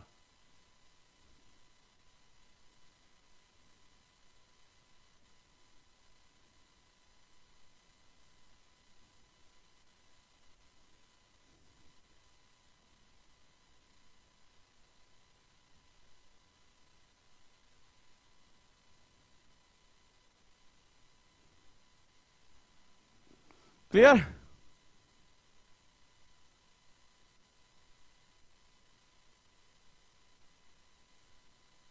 Let's start. तो चलिए हम लोग शुरू करते हैं, और अब इस बेसिक फंडामेंटल को हम समझते हैं कि ये चीज कैसे काम करती है। तो चलिए, तो क्लास हुआ एंड सेल्फ स्टडी हुआ। तो क्लास क्या काम करती है? आपको कंफर्ट जोन से बाहर निकलिए। कोई मिरेकल नहीं करेगी कि आप कुछ भी ना करें, बैठे रहें और आपके दिमाग में घुस जाए, तो ऐसा कुछ नहीं है। ये क्या काम करती है? आपको कंफर्ट करती है। ठीक है, सो लेट्स स्टार्ट। आगे बढ़ने से पहले मैं आपसे यही कहूंगा, एक हमारा चैनल शुरू हुआ है जिसपे हमारे टीचर्स आ रहे हैं एडिटोरियल लेने के लिए, हिंदू ओजांग सर लाइव। इस चैनल को सब्सक्राइब कर लेना, लिंक जो है डिस्क्रिप्शन में दिया गया है। इस चैनल को सब्सक्राइब कर लीजिए। 1000 सब्सक्राइबर होते ही इस पे लाइव क्लासेस शुरू हो जाएंगी। हमारे टीचर द हिंदू, क्विज, ये सब लगातार यहां पढ़ाएंगे। So there is another channel only for live classes, only for live classes, यानी रिकॉर्डेड लाइव ये मिक्स नहीं रहेगा, only for live classes, Ojaank sir live. Clear है? तो ये चैनल आप इसके साथ जुड़ जाइए, अभी इसको सब्सक्राइब कर लीजिए लगे हाथ, और यहां से फिर से हम लोग जो है वो शुरू करते हैं अपनी बात को। आगे एक छोटी सी बात कहूंगा, आगे बढ़ने से पहले सभी बच्चों के लिए एक मैसेज है, उठो जागो बढ़ो और तब तक मत रुको जब तक कि लक्ष्य ना प्राप्त हो जाए। यानी ये जो जर्नी है ये कॉन्टिन्यूटी की जर्नी है। अगर आप पूछोगे सर आईएएस में सबसे बड़ा गुण मेरे अंदर क्या होना चाहिए, क्या मैं दिमाग से बहुत तेज हूं, क्या सर मेरे पास खूब पैसा होना चाहिए, मैं बहुत स्मार्ट लगना चाहिए, मैं बहुत टैलेंटेड होना चाहिए, कुछ नहीं, नथिंग। यूपीएससी बहुत ही अलग तरह का एग्जाम है। जब आप इसके बारे में जानोगे तुम जानोगे बहुत ही अलग तरह का एग्जाम है। इसमें सिर्फ एक सबसे बड़ी ताकत चाहिए, एक सबसे बड़ा गुण चाहिए, वो होता है कॉन्टिन्यूटी यानी सततता। मैं बार बार कई बार जो है सेमिनार में कह चुका हूं, यही वो एग्जाम है जहां आज भी कछुआ जीतता है, खरगोश नहीं। यानी उठो जागो बढ़ो और तब तक, जो लाइन है तब तक चलते रहो मत रुको जब तक लक्ष्य की प्राप्ति। तब तक का मतलब अगर एक बार फेल कोई बात नहीं, दो बार फेल कोई बात नहीं, तीन बार फेल कोई बात नहीं, चार बार फेल कोई बात नहीं। इतिहास भरा पड़ा है कि आखिरी प्रयास होगा और मारेंगे और आईएएस बन जाएंगे, पीछे पलट के कोई देखने वाला नहीं है, क्योंकि आगे तुम्हारे नाम के साथ भारतीय प्रशासनिक सेवा लिखा जाएगा, तुम्हारे नाम के साथ जोड़ा जाएगा कि तुम भारतीय प्रशासनिक सेवा के अधिकारी हो। तो विवेकानंद जी ने जो कहा उठो जागो बढ़ो और तब तक मत रुको, तब तक मत रुको, तब तक बहुत इंपॉर्टेंट है। यानी एफर्ट एफर्ट एफर्ट एफर्ट, इसको बोलते हैं नेवर गिव अप। लिख लो इसको बड़ा बड़ा। एक ही चीज, ना तो तुम पढ़ने में बहुत तेज हो तब आईएएस बनोगे, कोई जरूरत नहीं, बहुत बड़ी चीज नहीं, लगन होनी चाहिए। तुम बहुत सुंदर दिखते हो, अमीर मां बाप के बच्चे हो, कॉन्वेंट से पढ़ गए, अरे कुछ नहीं यार, कुछ नहीं। सिर्फ एक चीज, नेवर गिव अप। मुझे हार नहीं मानना है, continue continue continue, hit hit hit hit hit, और मैं जीत जाऊंगा, और मैं जीत जाऊंगा। समझे? ये सबसे बड़ी ताकत है, ये सबसे बड़ी ताकत है। तो ये गुण सभी के अंदर होना चाहिए। आप मुझे बताओ, आप में से कितने ऐसे लोग हैं जिसको ये लगता है कि उसके अंदर ये क्वालिटी है, और कितने ऐसे लोग हैं उनको लगता है कि उन्हें ये क्वालिटी हासिल करनी है। मतलब कभी अपनी लाइफ के बारे में देखो, एक बार हारे भाग गए। आप में से कितने हैं, मुझे ईमानदारी से ऑनेस्टी से बताना, उसके अंदर ये गुण है नेवर गिव। मतलब वो भिड़ जाते हैं, लगन से लगे रहते हैं, नहीं मुझे हासिल करना है। यूपीएससी उनका है, पहले से बता देता हूं, यूपीएससी उनका जिद्दी लोगों का है ये एग्जाम, कि अब जब घुस गए हैं तो निकलेंगे तभी जब हमें मिल जाएगा अगला काम। तब ये नहीं कि अभी एक बार फेल हुए, अरे छोड़ो यार दूसरा करते हैं, इसमें फेल हुए उसमें। कितने लोग हैं मुझे कमेंट बॉक्स में बताओ जिनके अंदर ये ताकत है कि एक गुण, सिर्फ एक क्वालिटी मांग रहा हूं, कॉन्टिन्यूटी, नेवर गिव अप, भिड़े रहना भिड़े रहना भिड़े रहना भिड़े रहना, देखा जाएगा। कितने लोग हैं ईमानदारी से मुझे बताओ, कितने ऐसे लोग हैं जिनके अंदर ये गुण है? Never give up. और किसी को लगता है कि नहीं सर मेरे अंदर ये गुण नहीं है।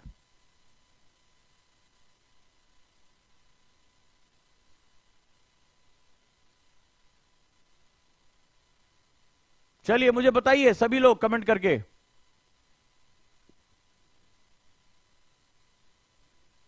जब तक तोड़ेंगे नहीं तब तक छोड़ेंगे नहीं।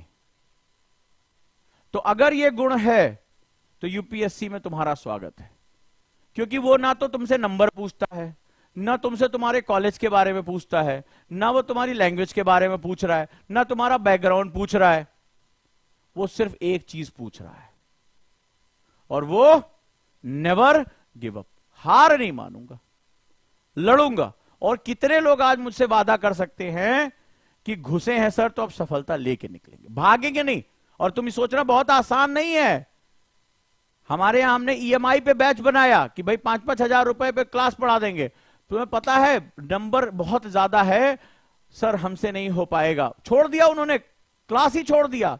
सर थोड़ी फाइनेंशियल प्रॉब्लम, थोड़ी सी फाइनेंशियल प्रॉब्लम आई, तुम भाग गए, तो तुम कहां लड़ोगे और कहां तोड़ोगे? ये तो डायलॉग देने के लिए होता है ना, यहां लिखने के लिए होता है। बड़ी लंबी लिस्ट है, भाग गए वो। सर मन नहीं लग रहा, हमें लग रहा आईएएस हमसे नहीं हो पाएगा, अब लग रहा बहुत कठिन है। 2-3 महीने के अंदर पूरे अरमान बदल गए। ये हवा की बात नहीं कर रहा हूं, इसलिए तुमसे पूछ रहा हूं। 2-3 महीने के अंदर अरमान बदल गए, भाग लिए। अरे हमसे नहीं हो पा रहा है सर, अरे फाइनेंशियल प्रॉब्लम आई तो लड़ो। कौन तुम्हें अगले दिन बताएगा कान में आगे कि वहां सोने की मटकी छुपी हुई है? ये तुम्हें ही करना पड़ेगा। दुनिया सिर्फ भीख देती है, दुनिया सिर्फ भीख देती है, कमाना तो खुद पड़ता है। दुनिया सिर्फ भीख देती है, कमाना तो खुद पड़ता है। तो अगर फाइनेंशियल प्रॉब्लम है तो तुम काहे दुनिया के सामने मांग रहे हो? उठो बढ़ो, अपनी विद्या के दम पे, अपनी टैलेंट के दम पे जाओ, पैसा कमाओ यार। किसी को पढ़ा दो, ट्यूशन पढ़ा दो, वो तुम्हें पैसा दे देगा। लेकिन तुम रो रहे हो कि नहीं फाइनेंशियल प्रॉब्लम है, पढ़ाई छोड़ दी, भग गए। थोड़ी सी प्रॉब्लम आई, 3 महीने में पढ़ाई छोड़कर भग गए। तो तुम क्या देश की समस्याओं का समाधान करोगे? अच्छा हुआ तुम भग गए। समझे? ये बहुत बड़ी बात कह रहा हूं, सैकड़ों बच्चों से बात करने के बाद कह रहा हूं। भाग जाओगे तुम, परेशानी आएगी। पापा ने कहा अभी मत करो, मम्मी ने कहा अभी मत करो। अरे ये तुम कह रहे हो कि मैं अभी नहीं कर पाऊंगा। पापा मम्मी 4 दिन कहेंगे तुमको, नहीं मुझे करना है, चाहे जैसे भी करना है, मेरी जिंदगी इसी के लिए है। तो वो नशा ही तुम्हारे अंदर नहीं है, वो जुनून तुम्हारे अंदर नहीं है, और तुम दूसरे को दोष दे रहे हो। अगर इस एग्जाम में सब लोग ध्यान से सुनो, चाहे कहीं भी पढ़ो, मुझे इससे मतलब नहीं है, लेकिन अगर तुम्हारे अंदर यही एक गुण नहीं है, नेवर गिव अप, हार नहीं मानने का गुण अगर है, स्वागत है। कुछ भी हो जाए, फाइनेंशियल प्रॉब्लम है, मैं ट्यूशन पढ़ा के कमाऊंगा। तुम अकेले थोड़े ना हो जिसके सामने फाइनेंशियल प्रॉब्लम है, या तुम कोई पहले व्यक्ति हो जो दुनिया से लड़ रहा है। अरे तुमसे ज्यादा बड़ी बड़ी लड़ाइयां लोगों ने लड़ी हैं, और जो जितनी बड़ी लड़ाई लड़ता है उसका दुनिया में उतना ही बड़ा नाम होता है। जो छोटी लड़ाई लड़ेगा उसको ध्यान नहीं दिया जाएगा। फतह हमेशा राजा के नाम पे हुई है, शासन राजा के नाम पे हुआ है, लेकिन लड़ाई तो सैनिक भी करता है ना। लेकिन वो एक सैनिक से लड़ रहा होता है, लेकिन रणनीति बनाना, युद्ध की जिम्मेदारी लेना राजा का काम होता है। तो इतिहास किसके नाम पे लिखे जाते हैं? राजाओं के नाम पे लिखे जाते हैं। विजेता कौन कहलाता है? राजा कहलाता है। कभी तुमने सुना कि वो छोटा वाला सैनिक भी जो है वो विजेता कहलाया? उसका नाम भी तुम नहीं जानते होगे। तुम्हें चंद्रगुप्त मौर्य का नाम याद होगा, तुम्हें जो है अशोक का नाम याद होगा, तुम्हें अकबर का नाम याद होगा। कभी तुमने उसकी सेना में कोई एक छोटा सा व्यक्ति, उसका नाम कभी तुमने पढ़ा? कभी नहीं पढ़ा। तो तुम सोचो कि तुम्हें बड़ी लड़ाई लड़नी है या छोटी लड़ाई लड़नी है। यह बात ध्यान रखना, यह बात ध्यान रखना, और जो ध्यान रखोगे वही तुम्हारे हिस्से आएगा। तो याद, आज वादा कर लो सब लोग कि सर यही एक गुण लेकर आएंगे हम, यही एक गुण हमें हासिल करना है, नेवर गिव अप। सर नहीं छोड़ना है तो नहीं छोड़ना है। कितने लोग आज वादा कर सकते हैं? कितने लोग कि तब तक, यानी अंतिम सांस तक इसमें लगे रहेंगे? ठीक है, मतलब लगातार लक्ष्य पे कितने लोग हैं मुझे बताएं, तब आगे मैं आपको पढ़ाऊं। कितने लोग हैं वादा कर सकते हैं? और वादा करिए खुले मंच पे कि कभी नहीं पीछे हटेंगे। कितने लोग हैं?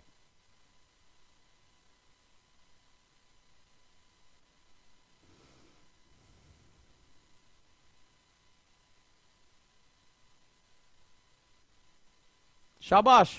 हिम्मत से एक वादा करने में तुम्हारी हिम्मत खराब हो रही है। सारे लोग के कमेंट नहीं आ रहे, खुद से तुम बोल नहीं सकते।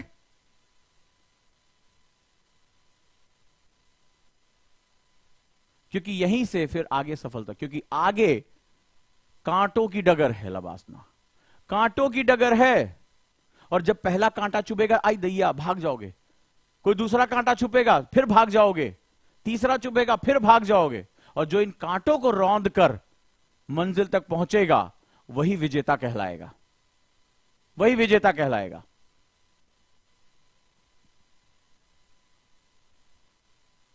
तो सब लोग मुझसे आज वादा करो, देखते हैं कितने लोगों के अंदर हिम्मत है, कितने लोग कह सकते हैं नेवर गिव अप। लिख के मुझे बताओ, लिख कर मुझे बताओ, नेवर गिव अप। सर हार नहीं मानूंगा चाहे जो हो जाए। केवल ये मत लिखो I promise sir, I promise, never give up, never give up. अपने सबकॉन्शियस माइंड को महसूस होने दो। इमेजिन करो कि सब कोई तुम्हारे खिलाफ खड़ा होगा, लेकिन तुम हार नहीं मानोगे, तुम हार नहीं मानोगे, याद रखना। मुझे कमेंट बॉक्स में बताओ कितने लोग के अंदर इतनी हिम्मत है। इतने बच्चों में केवल 40 बच्चों के अंदर इतनी हिम्मत है, क्या बात है। इतने डरपोक हो, जरा देखें कितने लोग मुझसे वादा कर सकते हैं। देखते हैं, लिख के बताओ, फिर आगे तुम्हें मैं टाइम टेबल बताता हूं। लेकिन उस टाइम टेबल को फॉलो करने के लिए तुम्हें खुद से लड़ना होगा।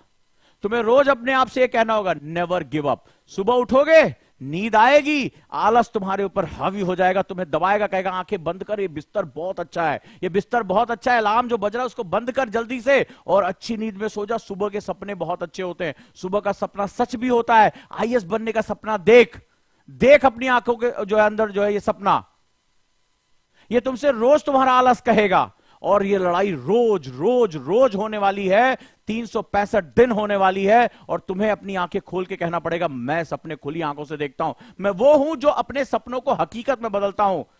क्या तुम्हारे अंदर वो हिम्मत है कि जब तुम सुबह का अलार्म लगाते हो तो अपने बिस्तर से निकलकर कहते हो ये मेरा पढ़ने का समय है, सोने का नहीं? और ईमानदारी से बताना कितनी बार ये हार हुई है, कितनी बार तुम्हारे आलस ने कहा यार 15 मिनट बस खाली सो ले, 15 मिनट में उठ जाइयो और पढ़ाई कर लेना।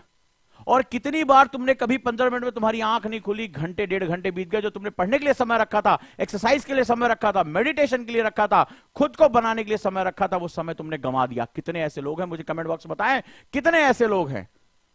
ये लड़ाई रोज हारते हैं। क्यों हारते हैं? क्योंकि तुमने लड़ने की ठानी ही नहीं, तुम तो एक आलस के दबाव में आ गए। उस आलस ने तुम्हारी आंखें बंद करके सपने दिखा दिए। जो विजेता होते हैं ना, जो लड़ने वाले होते हैं, वो खुली आंखों से सपने देखते हैं। वो सपने देखते नहीं है, वो सपने देखने के बाद सपनों को बना देते हैं हकीकत में। वही पुरुषार्थ कहलाता है इस संसार में। तो पुरुषार्थ अगर है तो उठो और उसके लिए कर्म करना पड़ेगा। पुरुषार्थ बिना कर्म के संभव नहीं है। और सोते हुए तुम सपने देखते हुए आईएएस बनोगे, सुबह का सपना सच होता है ये सोचकर तुम सपने देखते रहोगे। जब तुम्हारा कंप्यूटर पढ़ाई कर रहा होगा, तुम सो रहे होगे, तुम्हें कोई हक नहीं है। लेकिन ये लड़ाई आप रोज हारते हो, हां या ना? कितने लोग ये लड़ाई रोज हारते हैं? और क्यों हारते हैं? क्योंकि उन्होंने इस हार को अपना हिस्सा बना लिया, स्वीकार कर लिया है। वो लड़ना जानते ही नहीं, वो लड़ाई छोड़ चुके हैं। लेकिन क्या करें, दुनिया को बता चुके हैं कि मैं इस युद्ध का हिस्सा हूं, मैं आईएएस की तैयारी कर रहा हूं। अब चेहरा छुपाऊं तो कैसे छुपाऊं? चलना तो पड़ेगा, लेकिन अंदर ही अंदर वो लड़ाई हार चुके हैं। इस लड़ाई को तुम्हें जीतना होगा, इस लड़ाई को तुम्हें जीतना होगा। और चाहे आज कोई बात नहीं, नींद आ गई, फिर कल लड़ूंगा, फिर कल लड़ूंगा, फिर लड़ूंगा, फिर लड़ूंगा। एक दिन तो होगा कि सुबह का अलार्म बजेगा और मैं बिस्तर से निकलकर पढ़ने बैठूंगा।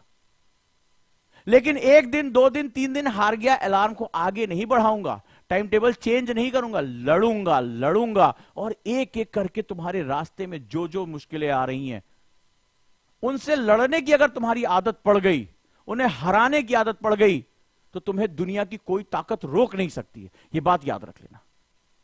क्योंकि ये तुम्हारे अंदर के दुश्मन तुम्हें हरा रहे हैं और तुमने एक एक दुश्मन को मार दिया। विजय तुम्हारी है यार। तुम्हारा वो दोस्त रोज आकर बैठ जाता है, 1 घंटे तुमसे बकवास करता है, तुम्हें रोज घुमाने टहलाने लेकर जाता है, 15 मिनट में तुम्हें ब्रेक चाहिए होता है। ये तुम्हारे दुश्मन है। इन्हें उतनी ही निर्ममता से खत्म किया जाएगा जैसे युद्ध क्षेत्र में किसी दुश्मन को खत्म किया जाता है।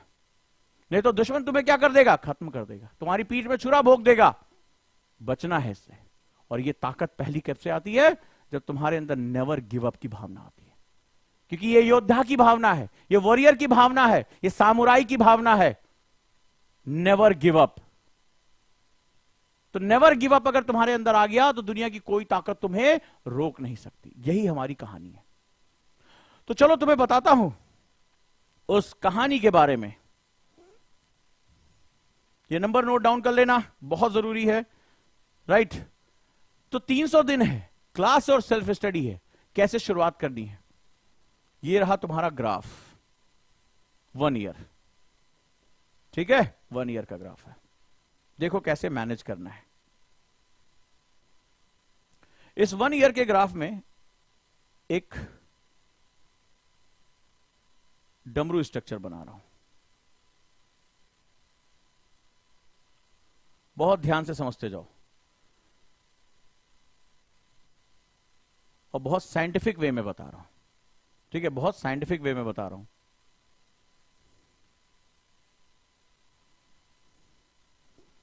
इसको मैं क्लास का टाइम दे रहा हूं और इसको मैं सेल्फ स्टडी का टाइम दे रहा हूं। बड़े ध्यान से इसको समझते जाना। ये 1 ईयर का डायमेंशन है। आज आप 0 से अपनी पढ़ाई को शुरू कर रहे हैं। आज आपका डे 1 है, ठीक है? आज आपने शुरू कर दिया अपनी पढ़ाई को। चलिए, अब जैसे जैसे तुम्हारी पढ़ाई जो है बढ़ती जाती है, शुरुआती दौर में क्लास का काम क्या होता है समझाया? ये क्या करता है? तुम्हें अनकंफर्ट सिचुएशन से कंफर्ट सिचुएशन में लेकर आता है। सब्जेक्ट में जो तुम्हारी एक कहते हैं ना जो डायमेंशन है, डिस्कशन है, वो उसके साथ जोड़ता है। तो वो अपने एक्सपर्टीज से वो लेकर आता है। जब आप क्लास ज्वाइन करते हो तो शुरुआती दौर यहां से जब शुरू कर रहे हो तो आपकी पढ़ाई में ये हो गया टाइम आपका, ये जो ग्राफ है ये आपका किसका ग्राफ है, क्लास का ग्राफ है, ये सेल्फ स्टडी का ग्राफ है। तो इस दौरान में जब आपके सामने सब्जेक्ट एलियन है, जब आप जीरो हैं, आप यहां से अपनी शुरुआत कर रहे हैं कि ये sir I am starting from zero, तो आपको शुरुआत में क्लासेस का टाइम ज्यादा देना होगा। जीएस ऑप्शनल, आप शुरुआत में जितना ज्यादा देंगे। क्यों? क्योंकि टीचर जब अपने लेक्चर को डिलीवर करता है तो वो धीरे धीरे तुम्हें सब्जेक्ट से क्या करता है, कंफर्ट करता जाता है। शुरुआत में आप भी अपने आप को एडजस्ट कर रहे होते हैं, अनकंफर्ट सिचुएशन से कंफर्ट सिचुएशन में। आपके मान लो 1 घंटे पढ़ने की आदत नहीं है, अब यहां कई कई घंटे पढ़ना है, आपको अपनी भूख पे काबू करना है, नींद पे काबू करना है, शेड्यूल चेंज करना है, क्लासेस के हिसाब से अपना शेड्यूल बनाना है, भले चाहे आप नाइट बर्ड हो, मॉर्निंग जो है वो बर्ड हो, early morning, it doesn't matter. जैसे जैसे चीजें होंगी हमें उसके हिसाब से लगातार अपने आप को बदलना पड़ेगा। अब ये देखो, ये जो टाइम है ये है आपका डेली टाइम, ये डे टाइम है, this is your day time, Y axis. तो शुरुआती दौर में अगर हम यहां बात करें तो शुरुआत में आपको अपनी क्लासेस में समय देना पड़ेगा जितना जल्दी हो सके। जीएस ऑप्शनल, जो भी आपका टेस्ट सीरीज XYZ, आप यहां से जो है वो आंसर राइटिंग क्लासेस आपने ज्वाइन कर लिया, तो आपका क्लास का टाइम यहां पर मैनेज होगा। ये आपका सेल्फ स्टडी टाइम। तो शुरुआती दौर में क्या होगा, आप क्लासेस में जब ज्यादा समय दोगे तो आपके पास 24 आवर्स ही हैं, तो आप अपनी सेल्फ स्टडी का टाइम थोड़ा सा कम रखोगे। क्यों? क्योंकि आप टीचर के साथ सुनोगे, आज ज्योग्राफी में कुछ पढ़ाया, आज हिस्ट्री में पढ़ाया, आप इसके धीरे लिंक करोगे, अच्छा वो ऐसी वजह से हुआ था, वहां से जो है वो इतिहास वाले टीचर ने पढ़ाया कि जो तुर्क थे वो वहां से सेंट्रल एशिया से होते हुए दर्रों से आए, टीचर ने बताया कि हिमालय में दर्रे थे, ज्योग्राफी के टीचर ने। अब आपने दोनों को जोड़ा कि हिमालयन दर्रों की वजह से ही जो हमारे पासेस थे वहां से विदेशी आक्रांता भारत में आए, तो भारत में आने की वजह से ये किस तरह से जो है यहां पर आए, तो वो सारी चीजें धीरे धीरे करके आप लिंक करना शुरू कर दोगे। क्यों आए? इकोनॉमी के टीचर ने बताया कि भारत प्राचीन समय से बहुत समृद्ध देश था, ये बहुत ज्यादा इकोनॉमी में आगे था, तो उस इकोनॉमी की लालच में ये विदेशी शक्तियां भारत में आती हैं, तो आपने क्या किया, इन सबको जोड़ना शुरू कर दिया। क्लियर है? तो आपका शुरुआत में क्लास टाइम, ये जो ग्राफ है, क्लास टाइम आपका ज्यादा रहेगा, सेल्फ स्टडी उसके एक पैरेलली कम रहेगा। धीरे धीरे जैसे जैसे समय बीतता जाएगा आपकी क्लास का टाइम कम होता जाएगा और आपकी सेल्फ स्टडी टाइम बढ़ना शुरू हो जाएगा। ठीक है, जैसे मान लीजिए ऑप्शनल आपने टाइमली खत्म कर लिया। बहुत से लोग क्या करते हैं, सबसे बड़ी गलती करते हैं, सोले सर ऑप्शनल तो उसी टाइम लास्ट टाइम में ले लेंगे, आंसर राइटिंग सर बाद में हम कर लेंगे, सर करंट अफेयर्स हम बाद में कर लेंगे, अभी तो सर यही कर लें, 2-2.5 घंटे ज्यादा पढ़ा नहीं जाता। तो वो क्या होता है, वो पढ़ाई को स्ट्रेट लाइन लेके जाते हैं कि मैं सर रोज 8 घंटे पढ़ूंगा। तो मान लीजिए आप रोज 8 घंटे पढ़ाई कर रहे हैं, 8 आवर्स, लेकिन इस 8 आवर्स में आप कभी डिसाइड नहीं करते कि मुझे टाइम एलोकेशन कैसे करना है। फिर आप उसको स्ट्रेट लाइन लेके चलते हैं कि मैं रोज 8 घंटे का टाइम टेबल, सब लोग ऐसे बनाते हैं ना 8 घंटे का टाइम टेबल, लेकिन 8 घंटे में क्लास टाइम और सेल्फ स्टडी टाइम क्या होगा। और सेल्फ स्टडी का मतलब हुआ मुझे जो टीचर ने पढ़ाया है उस पर चिंतन करना, उस पर आंसर राइटिंग करना, उसमें कुछ एड ऑन करना, करंट अफेयर्स उससे जोड़ना, राइट, ये बहुत इंपॉर्टेंट सेगमेंट होता है। तो ये जो टाइम टेबल है वो आपका यहां पर चलना चाहिए, यानी शुरुआत में क्लास टाइम और सेल्फ स्टडी इस तरह से मैनेज होगा। धीरे धीरे जैसे जैसे क्लास टाइम कम होता चला जाएगा वैसे वैसे उसी के रेसिप्रोकल, उसी के समानुपात में अगर हम बात करें तो वहां पर क्या होगा, वहां पर सेल्फ स्टडी टाइम बढ़ता चला जाएगा, सेल्फ स्टडी टाइम बढ़ता चला जाएगा। तो इस वे में आपको अपना सेगमेंट लेकर चलना है, राइट, इस वे में आपको अपना सेगमेंट लेके चलना है। अब जो आपके पास लगभग 300 दिन है, तो 300 दिन में आप अगर देखा जाए तो आप 8 आवर्स का एक मान लो एक आइडियल टाइम टेबल बनाते हैं, तो शुरुआती दौर में इसका जो 60 to 70% टाइम है वो क्लास में जाएगा शुरुआती दौर में। धीरे धीरे क्लासेस में आपके सब्जेक्ट आपके कवर होते जाएंगे, और जो लास्ट का जो टाइम है, ठीक है, अगर हम इसमें बात करें तो जो 30% टाइम है, 40 to 30% टाइम, वो आपका सेल्फ स्टडी में जाएगा। ये महीने से महीने बदलता रहेगा, फिर धीरे धीरे ये टाइम कम होता जाएगा और ये टाइम बढ़ता जाएगा। ये आपको इस हिसाब से मैनेज करना है, इस हिसाब से मैनेज करना है। और क्लास क्या होती है, क्लास आपकी वीकनेस को दूर करने के लिए। तो जो सेगमेंट में आप वीकनेस आपकी है, मान लो किसी को आंसर राइटिंग नहीं आता तो आंसर राइटिंग क्लास किया, किसी को न्यूज़पेपर पढ़ने नहीं आता, न्यूज़पेपर पढ़े, क्योंकि यूपीएससी आपसे नहीं पूछेगा, वो कहेगा मेरे क्वेश्चन आप कर सकते हो कि नहीं कर सकते हो, मेरे क्वेश्चन पे आप अटैक कर सकते हो कि नहीं कर सकते हो। अगर आप क्वेश्चन पे अटैक कर सकते हो तो मोस्ट वेलकम, इससे कोई मतलब नहीं है आपने खुद से पढ़ा, किसी की मदद ली, वो कहता है आपकी कमियां दूर होनी, क्योंकि कंपटीशन है। तो कंपटीशन में क्या करना होता है, कंपटीशन में आपको अटैक करना होता है। भाई ये क्वेश्चन सामने है, जो कर ले जाएगा यूपीएससी उसको अंदर ले जाएगा, चाहे वो किसी टीचर की मदद ले और चाहे वो सेल्फ स्टडी करे। तो सेल्फ स्टडी जो होती है वो इस वे में चलती है। क्लियर है? कितने लोग अपने सेगमेंट में इसको फॉलो करते हैं, मुझे बताइए, कितने लोग इसको फॉलो करते हैं? तो ये 1 साल का टाइम टेबल बहुत इंपॉर्टेंट है, बहुत इंपॉर्टेंट। अब सेल्फ स्टडी में आप जैसे मान लीजिए टेस्ट देना है, आप कितने लोग, बहुत से लोग टेस्ट नहीं देते, एग्जाम ही नहीं करते, राइट? ये मैनेजमेंट बहुत जरूरी होता है। आंसर राइटिंग बहुत इंपॉर्टेंट, क्योंकि मेंस का एग्जाम आपको देना है।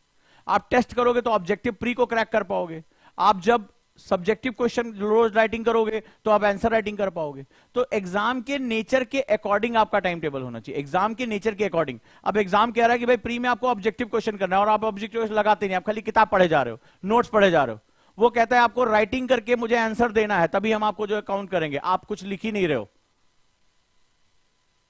राइट? तो यहां पर जैसे अभी किसी ने पूछा फाउंडेशन जो हमारी क्लास है वो कैसे चलेगी, तो फाउंडेशन का जो बैच है वो basically 2 to 3 hours in a day, ठीक है, 2 to 3 hours in a day यहां पर ये चलेगी। ये और ये जीएस का इसमें ऑप्शन इन्वॉल्व नहीं है, तो आप लोग इसके साथ आज जुड़ सकते हैं। आज अंतिम दिन है, कल से फीस 6,999 हो जाएगी। जो लोग जुड़ना चाहते हैं वो फॉर्म भी भर सकते हैं, या दिए गए नंबर पे आप कॉल भी कर सकते हैं। सो आज शाम तक 5 बजे तक जो है वो IAS prelims cum mains batch जो मैंने बताया था वो यहां पर आपकी चल रही है। तो 1 साल का टाइम टेबल, क्लास का साइकोलॉजी क्या होती है ये मैंने बताया, सेल्फ स्टडी की साइकोलॉजी क्या होती है ये मैंने बताया, एक तुम्हें डमरू मॉडल बताया कि किस तरह से हर महीने आप अपना टाइम टेबल इवेल्युएट करोगे। एक जैसा time table through out year नहीं चलता है, आपकी वीकनेस पे काम होते रहना चाहिए। जैसे मान लीजिए आज मैंने आंसर राइटिंग का बैच ज्वाइन किया, या आज मैंने ऑब्जेक्टिव टेस्ट का बैच ज्वाइन किया। अब मान लीजिए मेरा 1-2 महीने में मुझे उसकी क्लास करनी है, क्लास खत्म हो गई, फंडामेंटल में सीख गया, तो क्लास का टाइम कम हो गया, प्रैक्टिस का टाइम बढ़ गया, उसी के रेशियो में। तो हर महीने आपका टाइम टेबल क्या होना चाहिए, चेंज होना चाहिए, राइट? और मैंने आपको 40-40-20 का रेशियो बताया है, 40-40-20 का रेशियो बताया है, बहुत इंपॉर्टेंट है। इससे पहले की क्लास मैंने बहुत इंपॉर्टेंट की, एक्चुअली में इस समय जो लोग प्रीलिम्स देने जा रहे हैं उनको 40-40-20 या 40-40-10-10 का रेशियो कैसे अप्लाई करना है याद रहेगा आप लोगों को, उसके साथ आपको चलना है। साथ ही साथ एक और चीज बता दूं,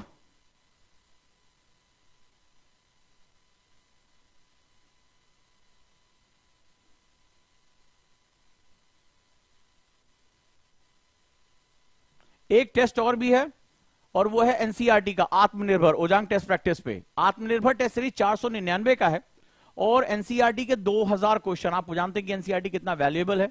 इसको ओजांग टेस्ट प्रैक्टिस ऐप पे जाके जो है आप ज्वाइन कर सकते हो, और यहां पर अपनी तैयारी कर सकते हो, टेस्ट दे सकते हो अच्छे तरीके से, राइट? तो ये जो है वो ऑनलाइन टेस्ट है इसके साथ। और एक हमने लॉन्च किया प्रहार, तो प्रहार 99 रुपए हर सब्जेक्ट का जो है वो टेस्ट सीरीज है, और 699 में कंप्लीट, मतलब ये 70-80 रुपए के आसपास पड़ रहा है तुम्हारा।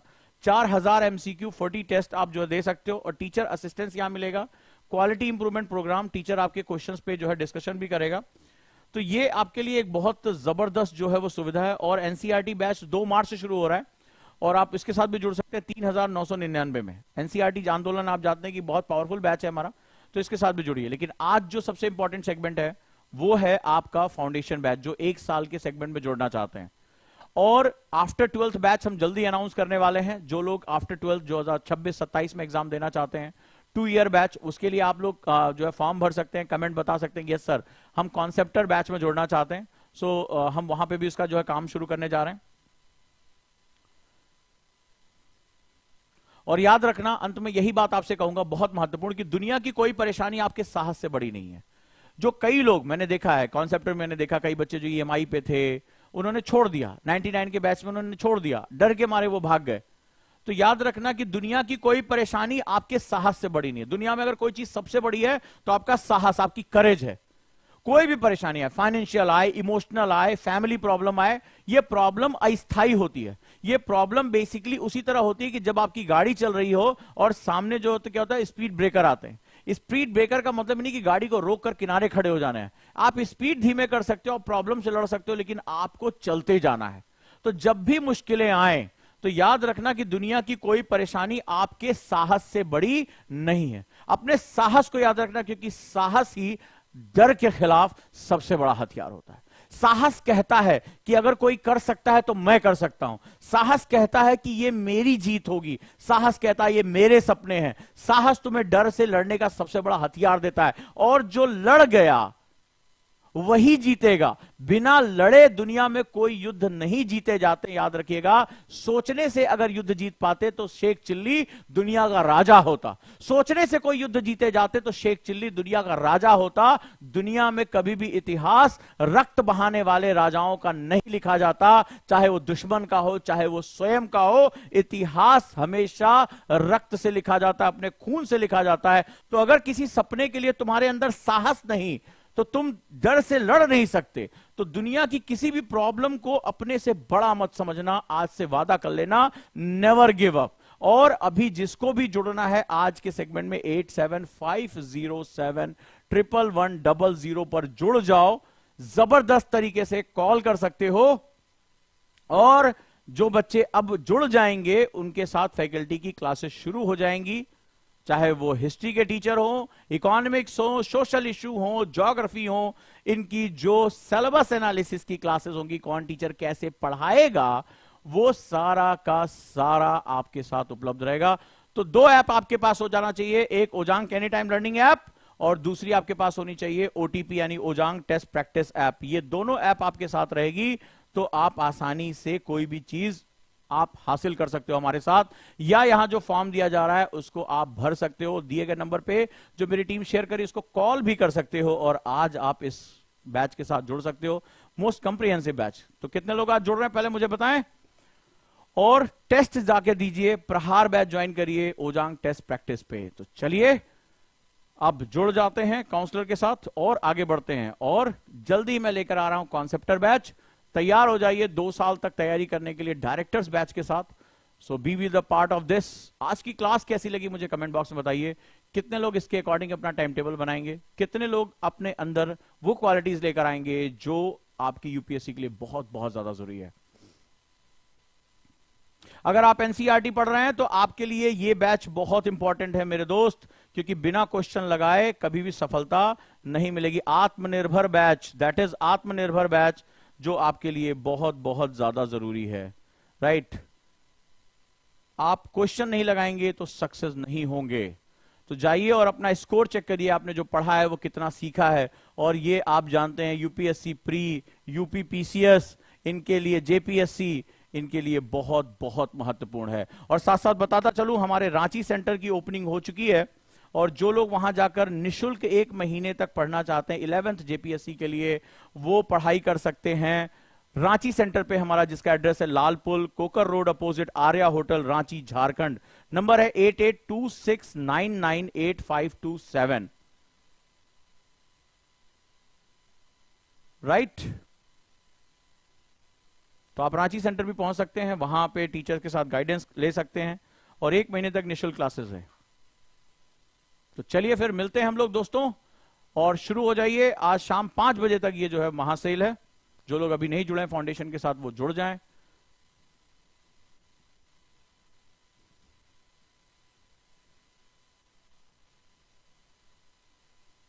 और ओजांग आईएएस एकेडमी में ऑप्शनल जो मौजूद है, इन टीचर्स के डेमो भी आप ले सकते हैं। हिस्ट्री यानी इतिहास, हिंदी और इंग्लिश दोनों में ऑप्शनल जो मौजूद है। हिंदी साहित्य, हिंदी लिटरेचर, हिंदी साहित्य। ज्योग्राफी यानी भूगोल, मेरे और पीवी सर के द्वारा। ज्योग्राफी यानी भूगोल। पीएसआईआर यानी राजनीति विज्ञान, और सोशियोलॉजी यानी सामाजिक विज्ञान। हिंदी और इंग्लिश दोनों लैंग्वेज में ये ऑप्शनल मौजूद है।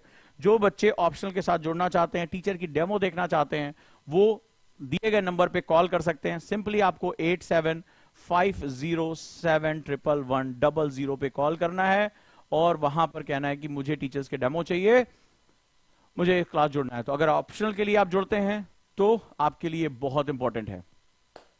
हमारे हर क्लास हिंदी इंग्लिश दोनों मीडियम में है। लेट्स स्टार्ट, चलिए शुरू करते हैं। सो प्रॉमिस करिए नेवर गिव अप। जी हाँ, ईडब्ल्यूएस भी आप लगा सकते हैं यूपीएससी में, जो क्वेश्चन पूछा है इन्होंने। थैंक यू सो मच, और जुड़ जाइए।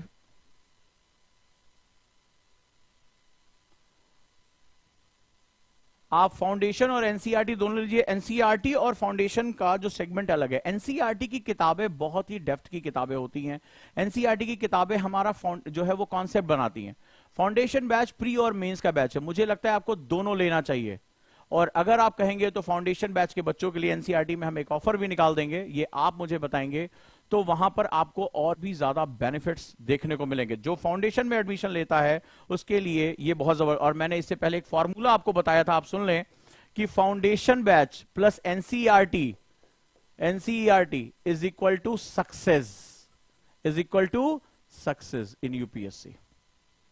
फाउंडेशन बैच, क्योंकि इसका ओरिएंटेशन अलग है। एनसीईआरटी आपको बहुत माइक्रो कॉन्सेप्ट से परिचित कराता है, तो जो फाउंडेशन एनसीईआरटी दोनों लेता है उसके लिए सक्सेस के चांसेस बहुत ज्यादा बढ़ जाते हैं, क्योंकि वो माइक्रो कॉन्सेप्ट भी कवर कर सकता है। तो आप ये को दोनों बैच जाना चाहिए, क्योंकि दोनों के डायमेंशन अलग हैं।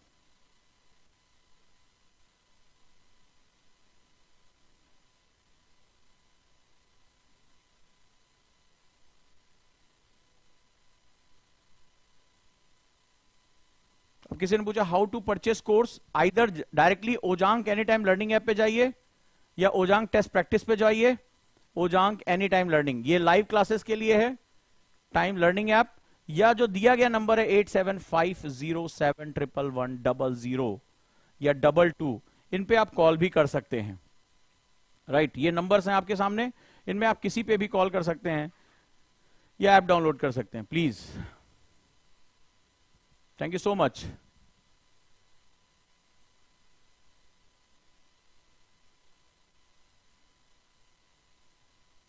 सो कम ऑन दोस्तों, चलिए लग जाइए।